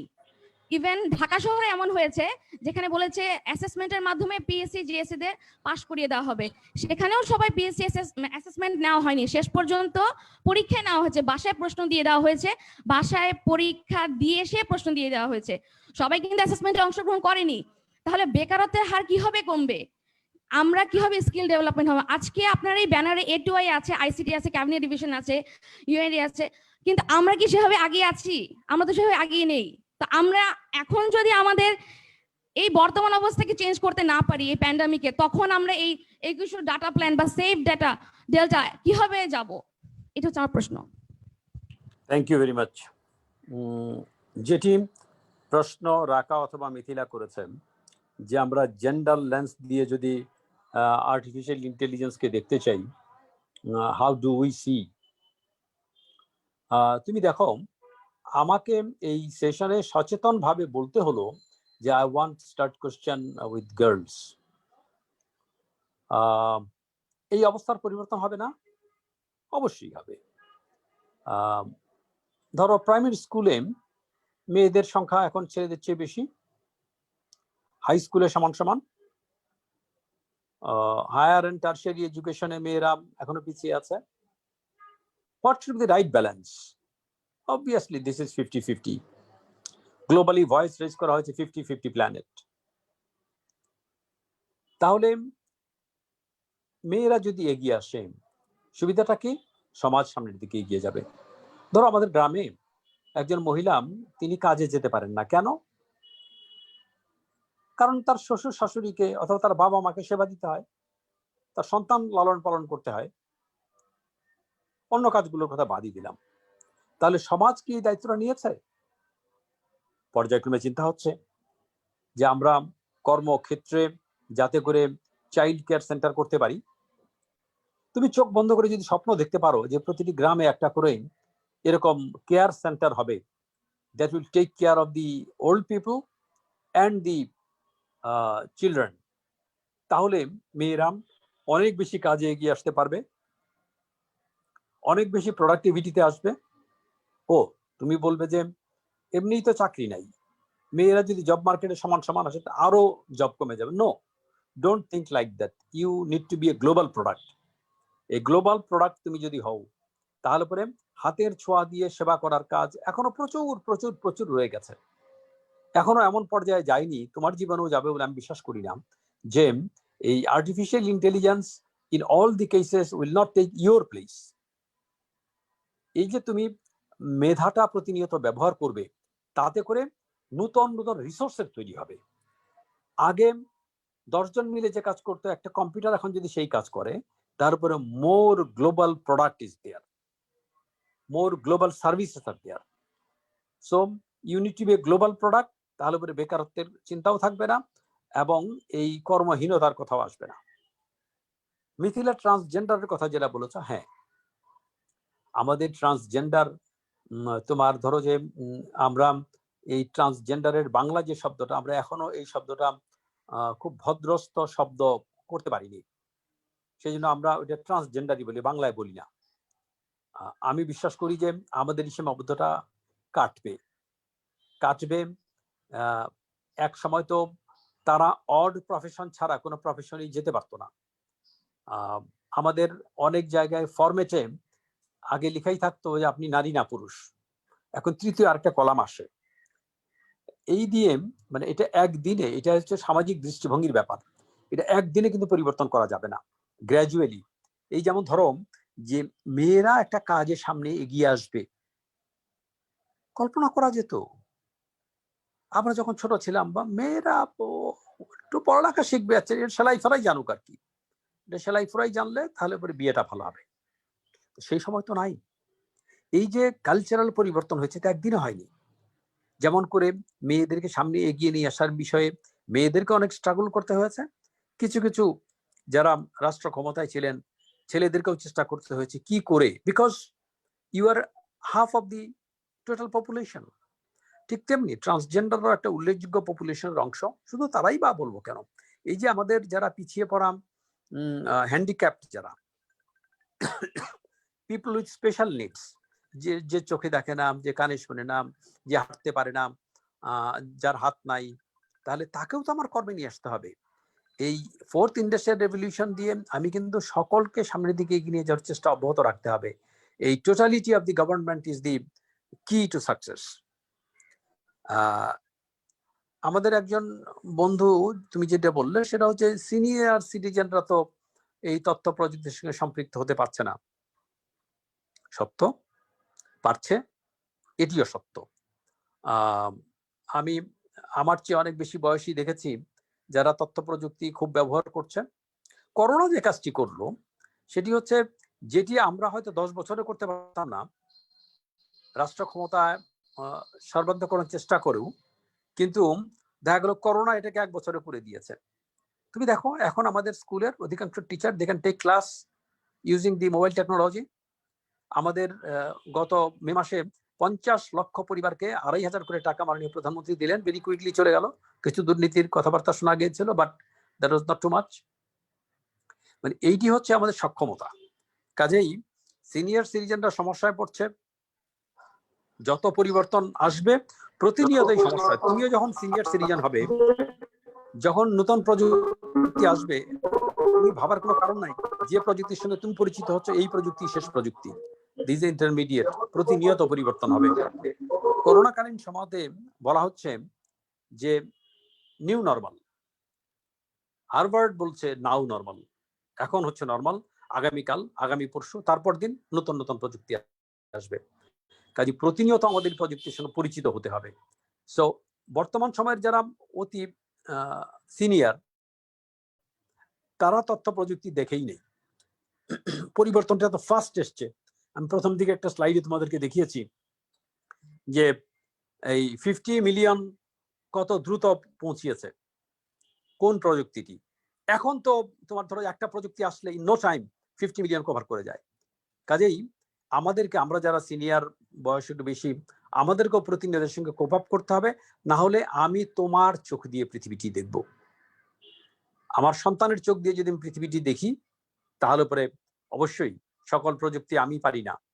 মাননীয় প্রধানমন্ত্রী যেটা বলেন যে আমাকে তথ্য প্রযুক্তি তো শিখালো জয়, হি ইজ মাই টিচার, ঠিক তেমনি if you be your parents teacher excellent, once your children will be your teacher. আমি এই পর্যায়ে থামছি, সময় শেষ। আমি ওই গানটা আবার বাজাতে বলবো, এবং গানটাকে আমি যখন থামতে বলবো তখন থামবে।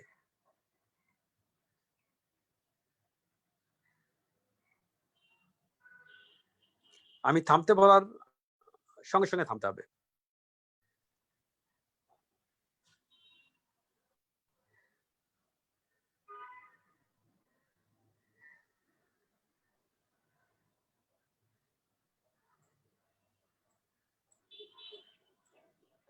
সাউন্ড পাচ্ছি না।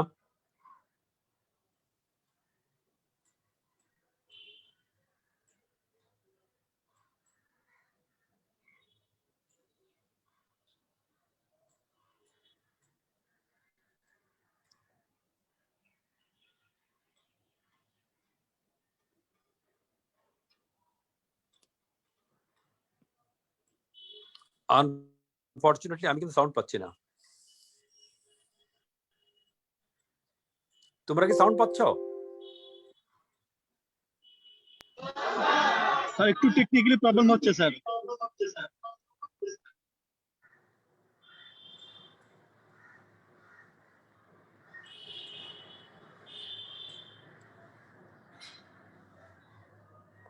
আচ্ছা, ওকে, টেকনিক্যাল প্রবলেম হলে দরকার নেই, থ্যাংক ইউ। সহকর্মীবৃন্দ, অনেকেই মনে করে যে বাংলাদেশের এগোনো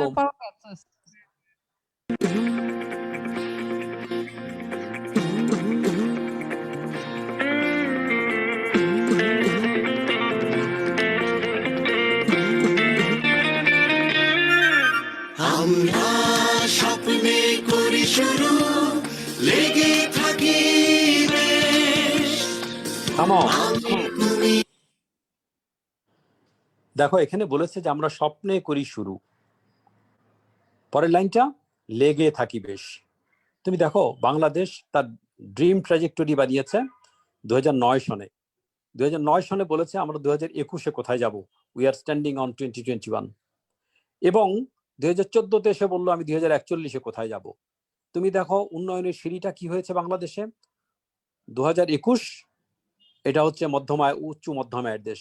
2030 এসডিজি বাস্তবায়ন, 2041 উন্নত দেশ, 2071 স্বাধীনতার 100 বছর এবং 2100 ডেল্টা প্ল্যান। এই যে উন্নয়নের সিঁড়ি, পৃথিবীর আর একটি দেশও নাই যারা এরকম চমৎকার করে ড্রিম ট্র্যাজেক্টরি তৈরি করেছে। কাজেই আমরা স্বপ্নে শুরু করি। কোথায় স্বপ্ন? 2100 সনে আমরা একটি সুখী সমৃদ্ধ বদ্বীপে বসবাস করব, কিন্তু লেগে থাকি বেশ মানে হচ্ছে 2021, 2030, 2041, 2071 এবং 2100। নেক্সট বাজাও। আমরা সবাই বাংলাদেশ, পৃথিবীকে বুঝিয়ে দে।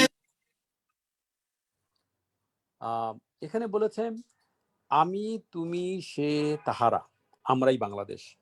মানে শব্দটা হচ্ছে আমি তুমি সে আমরা। এই যে আমরা, এই যে তোমার এই কক্ষে তোমরা 200-250 ইয়াং বসে আছো, তুমিই Bangladesh. You can change the whole country. মানে এই যে স্পিরিটেড কথা, আমি তুমি সে তাহারা, আমরাই বাংলাদেশ, এইটি প্রতিনিয়ত মাথায় রাখতে হবে যে you alone can change the country. আর তোমরা যদি 200 লোক একত্র হও, 17 জন দিয়ে বঙ্গ বিজয় হয়েছিল, তাহলে 200 লোক এই বাংলাদেশকে চেঞ্জ করতে পারবে না? 200 লোক গোটা পৃথিবীকে চেঞ্জ করতে পারবে না? অবশ্যই পারবে। বাজাও। কেমন বাংলাদেশ, আগে বাড়ো, আগে বাড়ো, আগে বাড়ো বাংলাদেশ। থামো। তাহলে পৃথিবীকে বুঝিয়ে দেব কেমন বাংলাদেশ। তোমরা স্ক্রিনে দেখেছো একটি ছেলে একটা ফুটবলকে লাথি মারছে, অনেক দূর গেল। তার মানে গোটা পৃথিবীকে চ্যালেঞ্জ দেওয়া যে পৃথিবীকে দেখিয়ে দেব কেমন বাংলাদেশ। মানে বলা হচ্ছে আসো দেখে যাও বাংলাদেশ কত দ্রুত এগোচ্ছে। এই যে কত দ্রুত এগোচ্ছে, সকল প্যারামিটার তোমরা জানো। এই করোনাকালীন সময়ে পুরো পৃথিবী যেখানে মাইনাস গ্রোথ, সেখানে আমাদের 5%-এর উপরে গ্রোথ। এটি চিন্তা করা যায়। আমাদের পাশের দেশ যারা -10% গ্রোথ, মালদ্বীপ -20% গ্রোথ গত বছর, সেখানে আমরা +5%। অ্যান্ড বাংলাদেশ এশিয়ান ডেভেলপমেন্ট ব্যাংকের আওতায় যতগুলো দেশ, তার মধ্যে সবচেয়ে ভালো করেছে। 2021 সনের একই জিনিস হবে। এটি শুধুমাত্র একটা কাজ দিয়ে এটি হয়নি। এটি নারীর ক্ষমতায়ন বলো, ঘরে ঘরে বিদ্যুৎ, এটি social safety net, education, community clinic, digital Bangladesh, বিনিয়োগ বান্ধব পরিবেশ, মানে সব কটা মিলিয়ে বাংলাদেশ এই পর্যায়ে গেছে। অনেক সমস্যা আমাদের আছে। এই যে আমি ক্লাস করতে গিয়ে আমি 2 বার কানেক্টিভিটি হারিয়েছি। মেবি তোমরা যে কক্ষে বসে আছো সেই কক্ষে অনেক লোক তথ্য প্রযুক্তি ব্যবহার করছো, যার ফলে হয়তো ব্যান্ডউইথ সেখানে ঘাটতি পড়ে গেছে। এটা একটা সময় আসবে, এক জায়গায় বসে 1000 লোক ব্যবহার করলেও ব্যান্ডউইথের ঘাটতি আসবে না। আমরা এই পথটা পার করেছি অতি অল্প সময় নিয়ে, এবং আমাদেরকে আরো দ্রুত সামনের দিকে এগোতে হবে। সেই জন্য গানটা শেষ করেছি আগে বাড়ো বাংলাদেশ। আমার অনুরোধ থাকবে তোমাদের কাছে, লুক ফরওয়ার্ড, তুমি এই দেশটাকে পরিবর্তন করতে পারবে। আফ্রিকান একটা প্রবাদ আছে, যদি দ্রুত যেতে চাও একা যাও, যদি অনেক দূর যেতে চাও সবাইকে সঙ্গে নিয়ে যাও। আমরা বাংলাদেশে দ্রুত যেতে চাই এবং অনেক দূর যেতে চাই একই সাথে। কাজেই তোমরা যেখানে আজকে একত্রিত হয়েছো, তোমরা পারবে। সবসময় খেয়াল রাখবে যে এই দেশের উন্নয়ন কে করবে, তার উত্তর হবে আমি করব। এই আমি আমি আমি আমি মিলে যখন আমরা হব, তখন প্রকৃত অর্থে দেশের উন্নয়নটি হবে। আমি ইতিমধ্যেই টাইম ক্রস করেছি, আমি থামলাম। ধন্যবাদ সকলকে, এবং রায়লা আয়োজকদের ধন্যবাদ আমাকে তোমাদের সঙ্গে কথা বলার সুযোগ তৈরি করে দেওয়ার জন্য। Thank you sir, thank you very much. স্যারের জন্য রায়লার একটা পক্ষ থেকে রায়লা তালি হোক। আপনার হাতে আপনার কাছে একটি রূপক ভাবে একটি ক্রেস্ট তুলে দেওয়া হবে।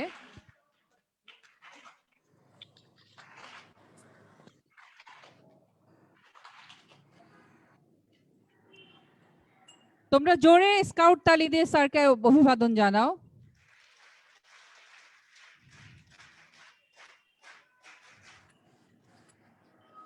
Thank you very much. আমাকে অভিবাদন আমি একটু মিজান ভাইকে একটু আসার জন্য অনুরোধ করছি, স্যারের পক্ষ থেকে ক্রেস্টটি গ্রহণ করার জন্য।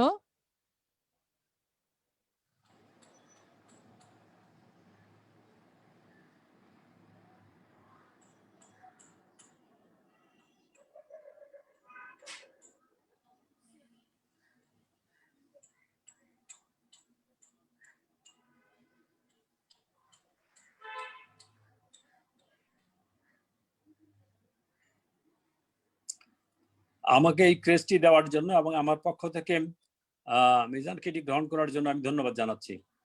রায়লা কর্তৃপক্ষকে ধন্যবাদ আমাকে ডিজিটাল সেশন এবং আপনাদের সুন্দর ক্রেস্টটি উপহার দেওয়ার জন্য। Thank you sir, thank you sir, আপনাকে অনেক ধন্যবাদ, কৃতজ্ঞতা এই রায়লা কমিটির পক্ষ থেকে। আপনি আজকে আমাদের এই সেশনে সংযুক্ত হয়ে আমাদের ইয়াং এই ছেলে মেয়েদেরকে যেভাবে আপনি প্রভো করলেন, এবং তারা আপনার কাছ থেকে অনেক কিছু শিখেছে, এবং আমরা বিশ্বাস করি স্কাউটিং এবং রোটারি আমরা একসাথে কাজ করব, এবং আমি আপনার পক্ষ থেকে এটি গ্রহণ করলাম, আপনাকে পৌঁছে দেবো স্যার।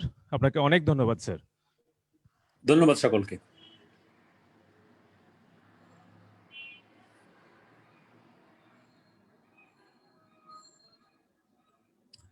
আমাদের এই সেশনের এখানেই সমাপ্তি। আমরা পরবর্তী সেশনে চলে যাব।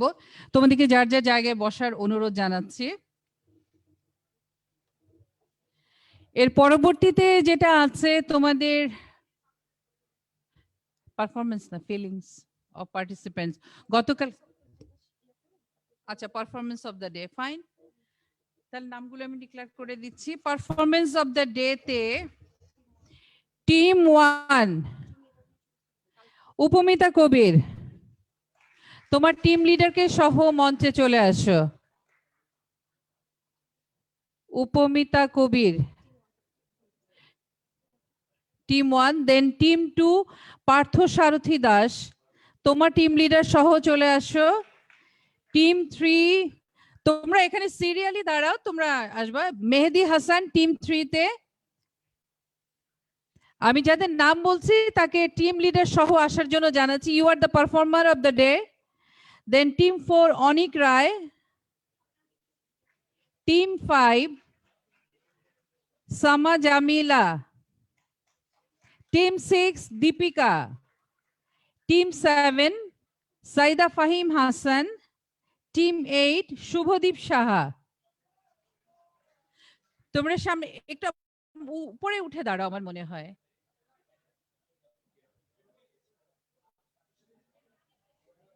উপরে উঠে তোমাদের টিম লিডার সহ দাঁড়াও, একটা ছবি হয়ে যাক আগে, তারপরে তোমরা একে একে তোমাদের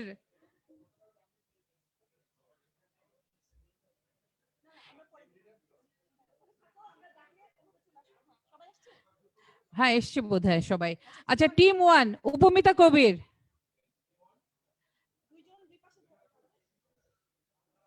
ইয়ে যাও রানী যাও, মিজান ভাই তুমি মিলে ওটা দাও। Team 1, congratulations Upamita Kobir and your team leader. Quick. Then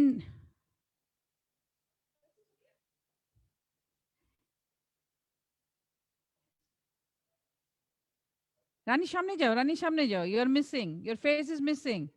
হ্যাঁ,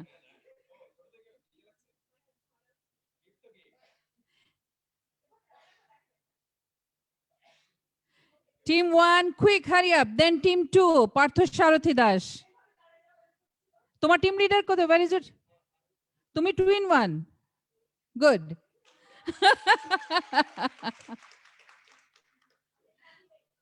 ওকে,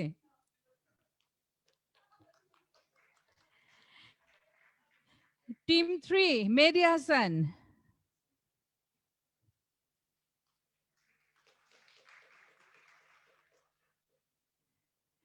team 4 Anik Roy,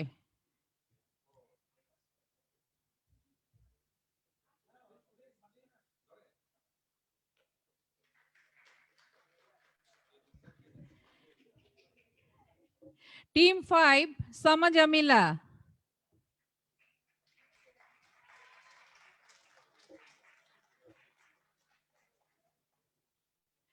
team 6 Deepika,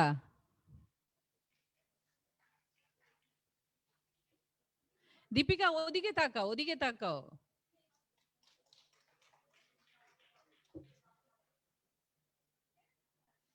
team 7 Saida Fahim Hasan,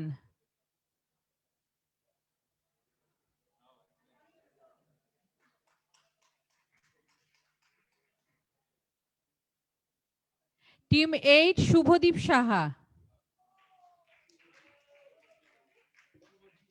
Subhajit, অসুবিধা নেই দ্বীপে। আচ্ছা, এরপরে গতকালকে আমরা আমাদের ক্যাম্প লাইফে মেয়েদের অভিজ্ঞতা, মেয়েদের অনুভূতি জানতে চেয়েছিলাম এবং অনেক ছেলে খুব নাখোশ ছিল, শুধু মেয়েদেরকে ডাকা হচ্ছে। আচ্ছা, আজকে তোমাদের খুশির পালা, আজকে তোমাদেরকে ডাকবো। তোমাদের ভেতর থেকে 8 জন তোমাদের ফিলিংস বলবে। কালকে 8 জন বলেছিল মেয়েরা, তাই না রানী? আচ্ছা, এইটা তুমি কন্ডাক্ট করো রানী। তুমি 8 জনের অনুভূতি আর প্রশ্ন দাও।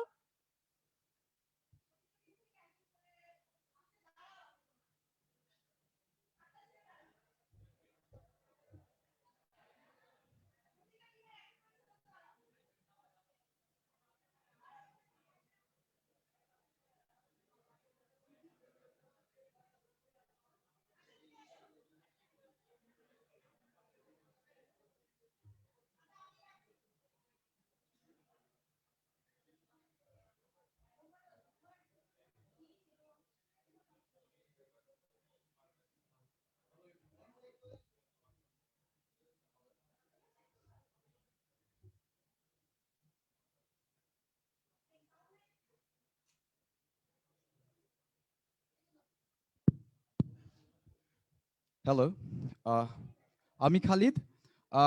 আমার সবচেয়ে বড় এক্সপেরিয়েন্স হলো আমি আমার লাইফে ফার্স্ট টাইম আমার ফ্যামিলি ছাড়া বাইরে কোথাও স্পেন্ড করছি। আর সবচেয়ে বড় কথা, আমি কখনো কোনোদিনও কোনো মানুষের সামনে, এতগুলো মানুষের সামনে কখনো কথা বলিনি। আমি আজকে নিজেকে নতুনভাবে খুঁজে পেলাম যে আমি এতগুলো মানুষের সামনে কথা বলতে পারছি, আর আমার এই সাহস আছে। আমি আগে কখনো এটা উপলব্ধি করতে পারিনি। এটাই আমার সবচেয়ে বড় পাওয়া এখানে।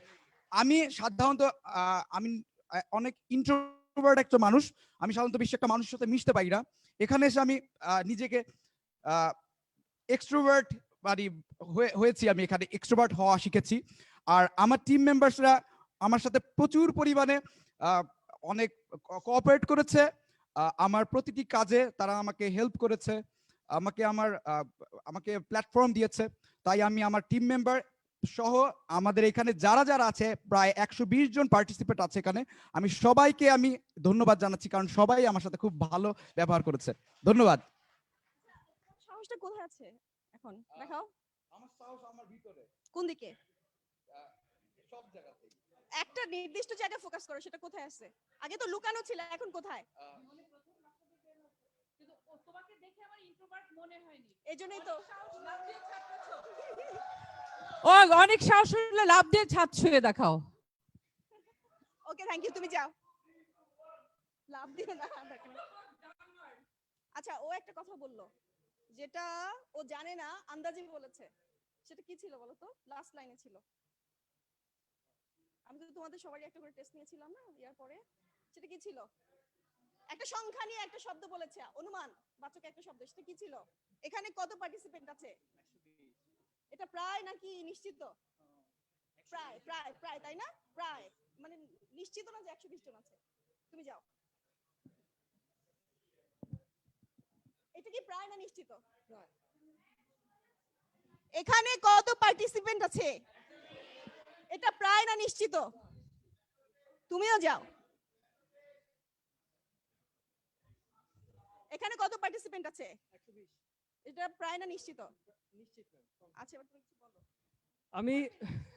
আমি অনিক এবং আমি আসছি rotary club of Dhaka Urbana থেকে। ঢাকা আরবানা থেকে আসা মানে আমাদের নিজের প্রোগ্রামে আসা। আপনারা দেখতে পাচ্ছেন আমাদের প্রোগ্রামটি অর্গানাইজ করেছে ঢাকা আরবানা এবং আমি সেই ক্লাবের প্রেসিডেন্ট হিসেবে এসেছি এবং এত সুন্দরভাবে একটা প্রোগ্রাম অর্গানাইজ করেছে আমার ক্লাব দেখে আমার সত্যি মানে বুকের ভেতর গর্বে ভরে যাচ্ছে। হ্যাঁ, আপনাদের ক্লাবও আমাদের সাথে যথেষ্ট সহযোগিতা করেছেন, কিন্তু আমার আন্তরিক ধন্যবাদ আমার ঢাকা আরবানা ক্লাবকে এবং আপনাদের দোয়া থাকবে যাতে আপনাদের আশীর্বাদে এবং দোয়াতে আমরা সামনে এভাবেই অগ্রযাত্রা চলে যেতে পারবো। আচ্ছা, যে দুটো ছেলেকে আমি ফেরত পাঠিয়েছি কিছু না শুনে, সেই টিম থেকে নতুন দুইজন এসে ফিল আপ হয় এদিকে। ও কি দিল আমাদের? উনি বেশিরভাগই ঢাকা আরবানাকে রিপ্রেজেন্ট করছে। আর হ্যাঁ, এখন এটা তোমার কেমন লেগেছে? হ্যাঁ, এটা ভালো লাগছে কারণ ঢাকা আরবানা আমি আমার সম্পর্কে আসসালামু আলাইকুম, আমি rotary Safat rotary club of Gazipur থেকে এসেছি। আমি সুপ্ত প্রতিভাকে কাজে লাগানোর জন্য এবং নতুন উদ্যমে রায়লে এসেছিলাম এবং সেটাই আমি আমার মতো করে সুন্দর করে চেষ্টা করেছি এবং ইনশাল্লাহ আগামী দিনগুলোতে চেষ্টা করব এবং সকলের সাথে খুব সুন্দরভাবে কোঅপারেট করছি। এন্ড আমার টিম মেম্বার যারা আছে তারা আমাকে খুব সুন্দরভাবে গাইড দিয়েছে এবং তাদের সাথে আমি কোঅপারেট করে আমার এই হ্যাঁ গাজীপুর ছেলে আমার আমার ছাদ উঠলে দেখা যাবে না, আমার গাজীপুরের সদরে জয়দেবপুর হসপিটালের সাথে আমার বাসা।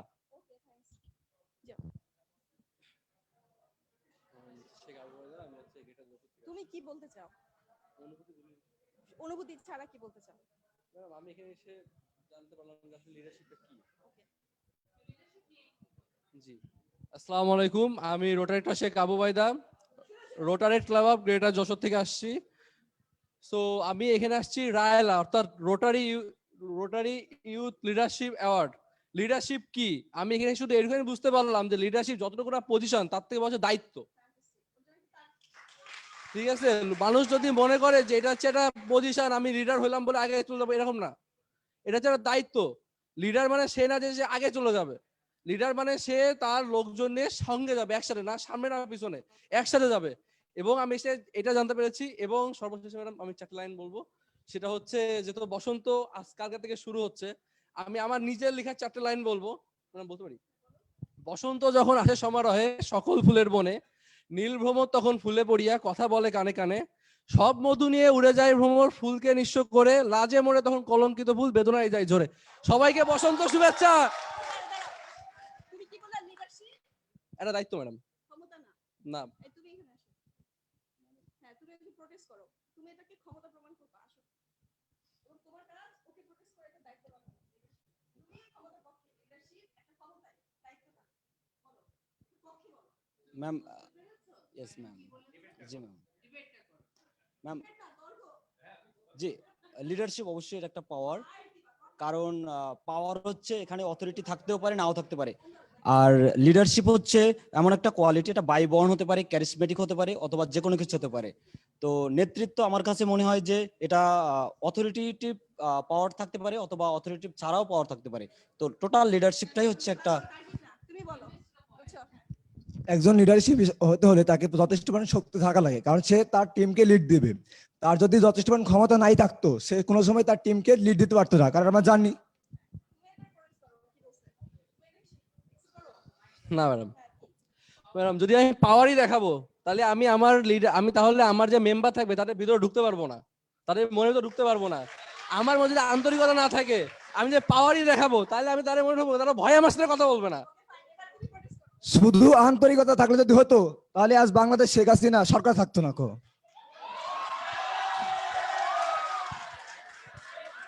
তোমার কাছে কি মনে হয় লিডারশিপ পাওয়ার নাকি কি ওই যে কি বললা আপনার হচ্ছে এক্সারসাইজ ওকে দাঁড়াও কি কি উঠে আসছে লিডারশিপ হচ্ছে আমি বলছি ম্যাডাম এটা যেটা হচ্ছে আপনার এটা হচ্ছে ক্ষমতা নাকি ক্ষমতা আমি বলছি হচ্ছে ম্যাডাম এটা হচ্ছে একটা দায়িত্ব ক্ষমতা নাকি দায়িত্ব এছাড়া আর কিছু আছে লিডারশিপ ক্ষমতা দায়িত্বের বাইরে যে লিডারশিপ আসলে ক্ষমতাও না দায়িত্ব না লিডারশিপ কি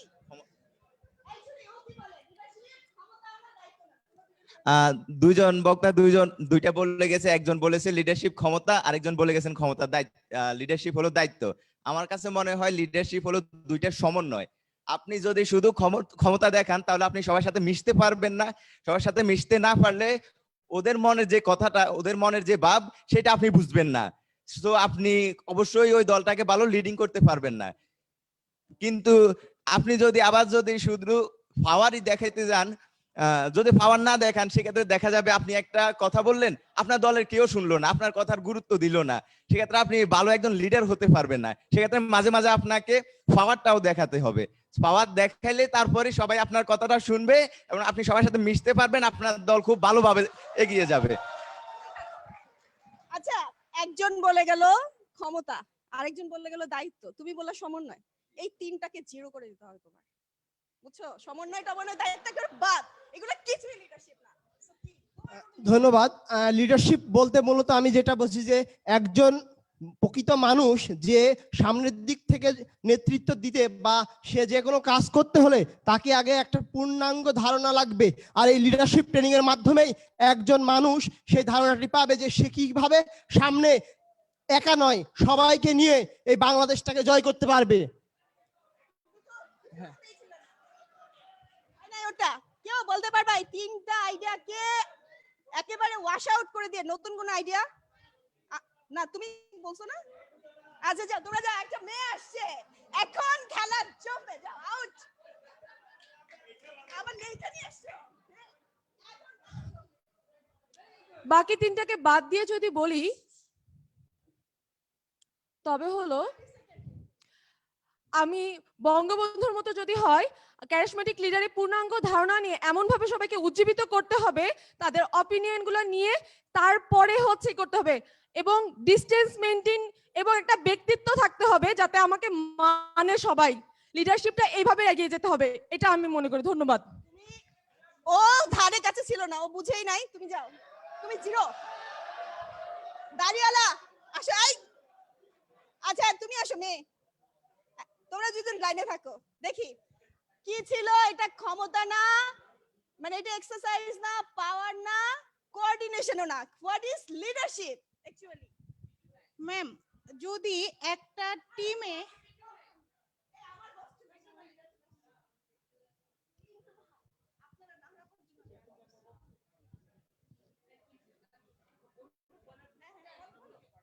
আচ্ছা একটা টিমের টিম লিডারকে নিয়ে কথা বলা হচ্ছে বা একজন হচ্ছে মানে সে হয়তো সব পাওয়ার নিয়ে থাকতেছে, যদি টিমের মেম্বারই না থাকে সে কাকে পাওয়ারটা দেখাবে? সো ওখানে প্রতিটা মানুষই লিডার এবং প্রতিটা মানুষই একজন হচ্ছে মানে পাওয়ারফুল। তারা যদি না থাকে না ম্যাম না ম্যাম আমি বলতে চাচ্ছি যে তারাই যদি না থাকে আমি কাকে যে লিডার এবং পাওয়ার। হ্যাঁ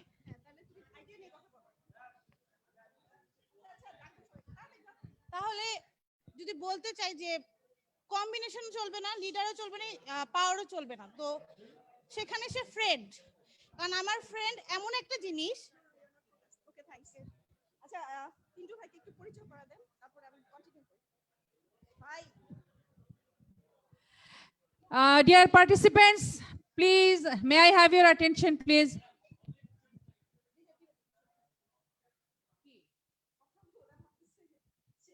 I see. পরিচয় করিয়ে দিচ্ছি। আমি তোমাদেরকে আগেও বলেছি যে একটা রোটারি ডিস্ট্রিক্ট চালায় হচ্ছে গভর্নর, বাট একা তো সম্ভব না। গভর্নরের পক্ষে মেইন যে ডিউটিটা পালন করে, no, I am handing the mic over to him. Let him say what he is, who he is. আসসালামু আলাইকুম। কেমন আছো তোমরা? রোটারি সম্বন্ধে তো মোটামুটি জানা হয়েছে, রাইট? ওকে, বাংলাদেশের রোটারি কয়টা ডিস্ট্রিক্ট? Fantastic fantastic. এটা কি হচ্ছে? রায়লার এব্রিভিয়েশন কি একজন? ফ্যান্টাস্টিক, সবার জন্য একটা জোরে তালি সবাই। এখন সেশনটা কি হচ্ছে? Career planning. ফ্যান্টাস্টিক। এখানে ওকে, বাট কি হয়েছে? ওপেন কিসের উপরে? ক্যারিয়ার প্ল্যানিং এর উপরে। All leadership. Okay, fantastic. আমার পরিচয় যেটা নাহারাপ্পা দিলেন,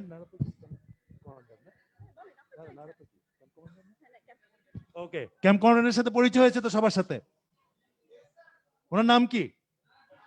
নাহার ফেরদৌসী বেগম। ফ্যান্টাস্টিক। উনি একজন এন্ড রোটারিয়ান। ওকে, আমরা সবাই টিম। সো আমি হলাম ডিস্ট্রিক্ট 3281 এর ডিস্ট্রিক্ট সেক্রেটারি জেনারেল। মানে অন দ্য আদার হ্যান্ড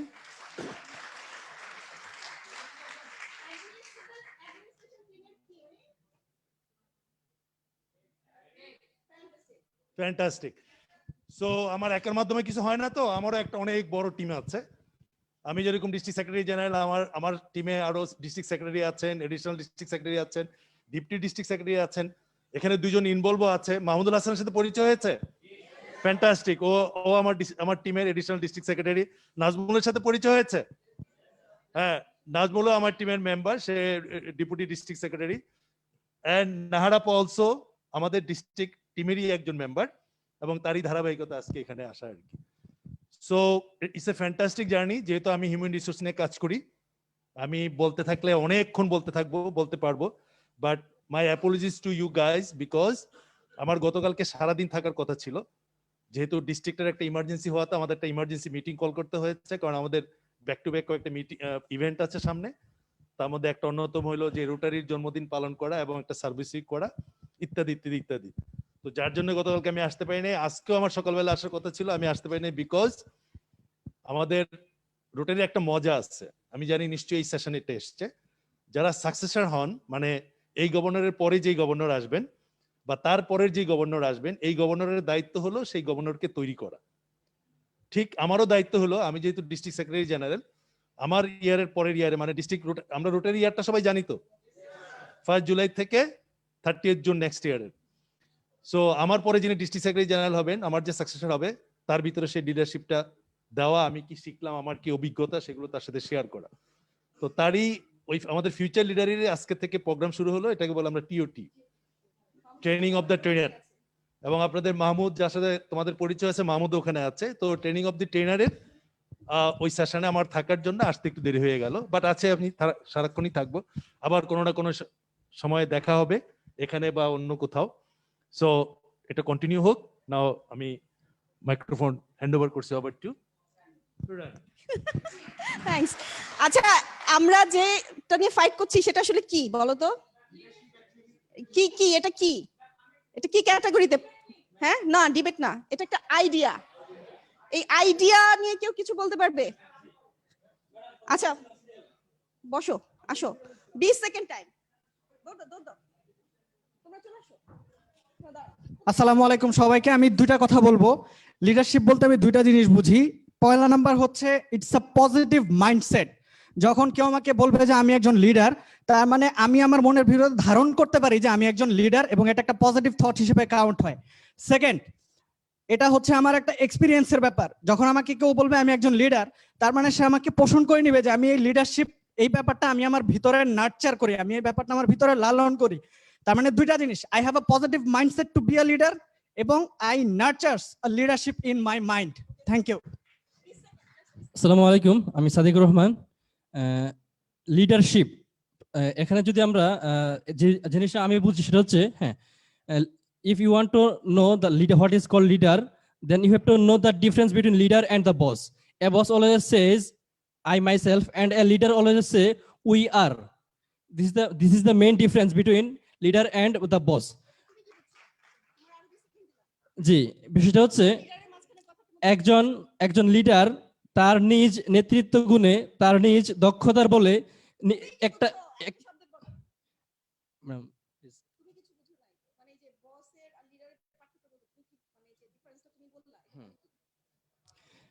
একজন লিডার কখনো নিজকে আত্ম অহংকারে ডুবে দেয় না, কিন্তু বস তার কার্যক্রমে সর্বদাই অহমিকা বা এই ধরনের কোন একটা এক্সপ্রেশন দেখাতে চান। আমি আবিদ হাসান। কোঅর্ডিনেশন, পাওয়ার আর একটা ম্যাম লাস্ট ছিল রেসপন্সিবিলিটি। সো এই তিনটার বাইরে যদি অ্যাকচুয়ালি আমি লিডার হিসেবে যদি আমি দেখতে চাই তাহলে হচ্ছে motivate to other. Okay, so আরেকটা জিনিস যেটা হচ্ছে যে নিজের যে আইডিয়াটা সেটা শুধু নিজের মধ্যে না রেখে তার টিমের মধ্যেও সেই আইডিয়াটাকে ছড়িয়ে দেওয়া। সো এই that's the thing about actually leader, true leader. সময় শেষ করেছে।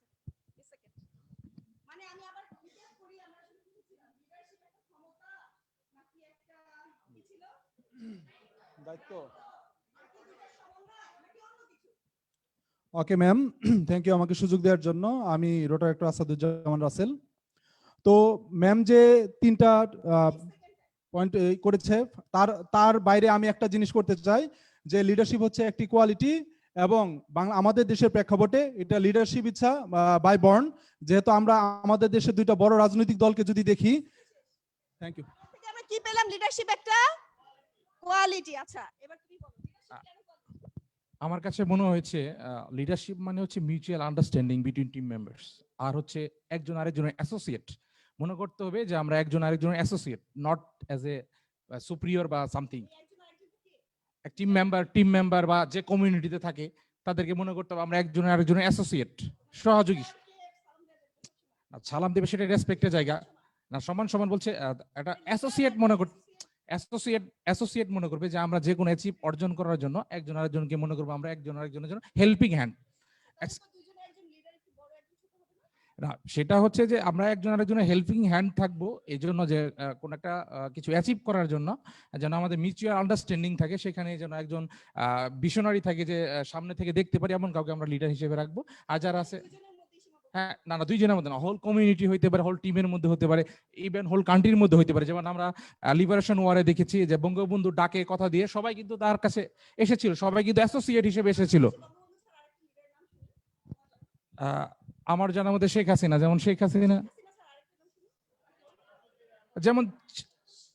যেমন আমাদের যে নোবেল প্রাইজ পেয়েছে ডক্টর ইউনূস, উনি কিন্তু তরুণ প্রজন্মে আমার কাছে এখন মনে হয়েছে জুনায়েদ আহমেদ পলক, উনি হচ্ছে আইসি। যেমন আমাদের যেমন রোটারেক্টের ডিস্ট্রিক্ট গভর্নর রয়েছেন, উনিও তো আমাদের রোটারেক্টের যে ডিস্ট্রিক্ট জেনারেল সেক্রেটারি রয়েছেন, উনিও তো লিডার। পলিটিক্সের বাইরে যাইতেই পারতেছেন না, মানে যারা রাজনৈতিক নেতৃবৃন্দ তাদের বাইরে যেতে পারছে না। তুমি একটা নেতার নাম বলো তোমার চোখে লিডার পলিটিক্সে। ম্যাম, আমার চোখে আমি নিজেই লিডার।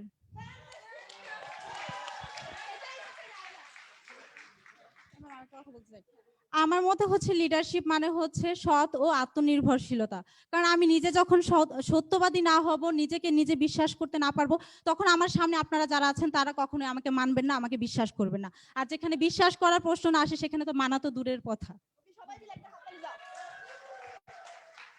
এই সেশন এখন ক্লোজ করে দিচ্ছি, আমরা লাঞ্চে চলে যাব। লাঞ্চের পরে আমাদের সেশন আছে, সেখানে জয়েন করব। এবং আমরা কয়টায় ব্যাক করব?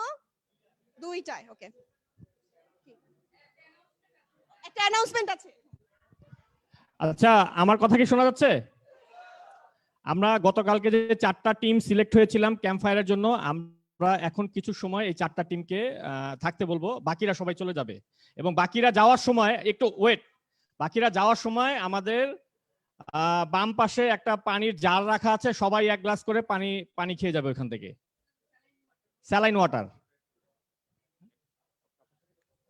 আর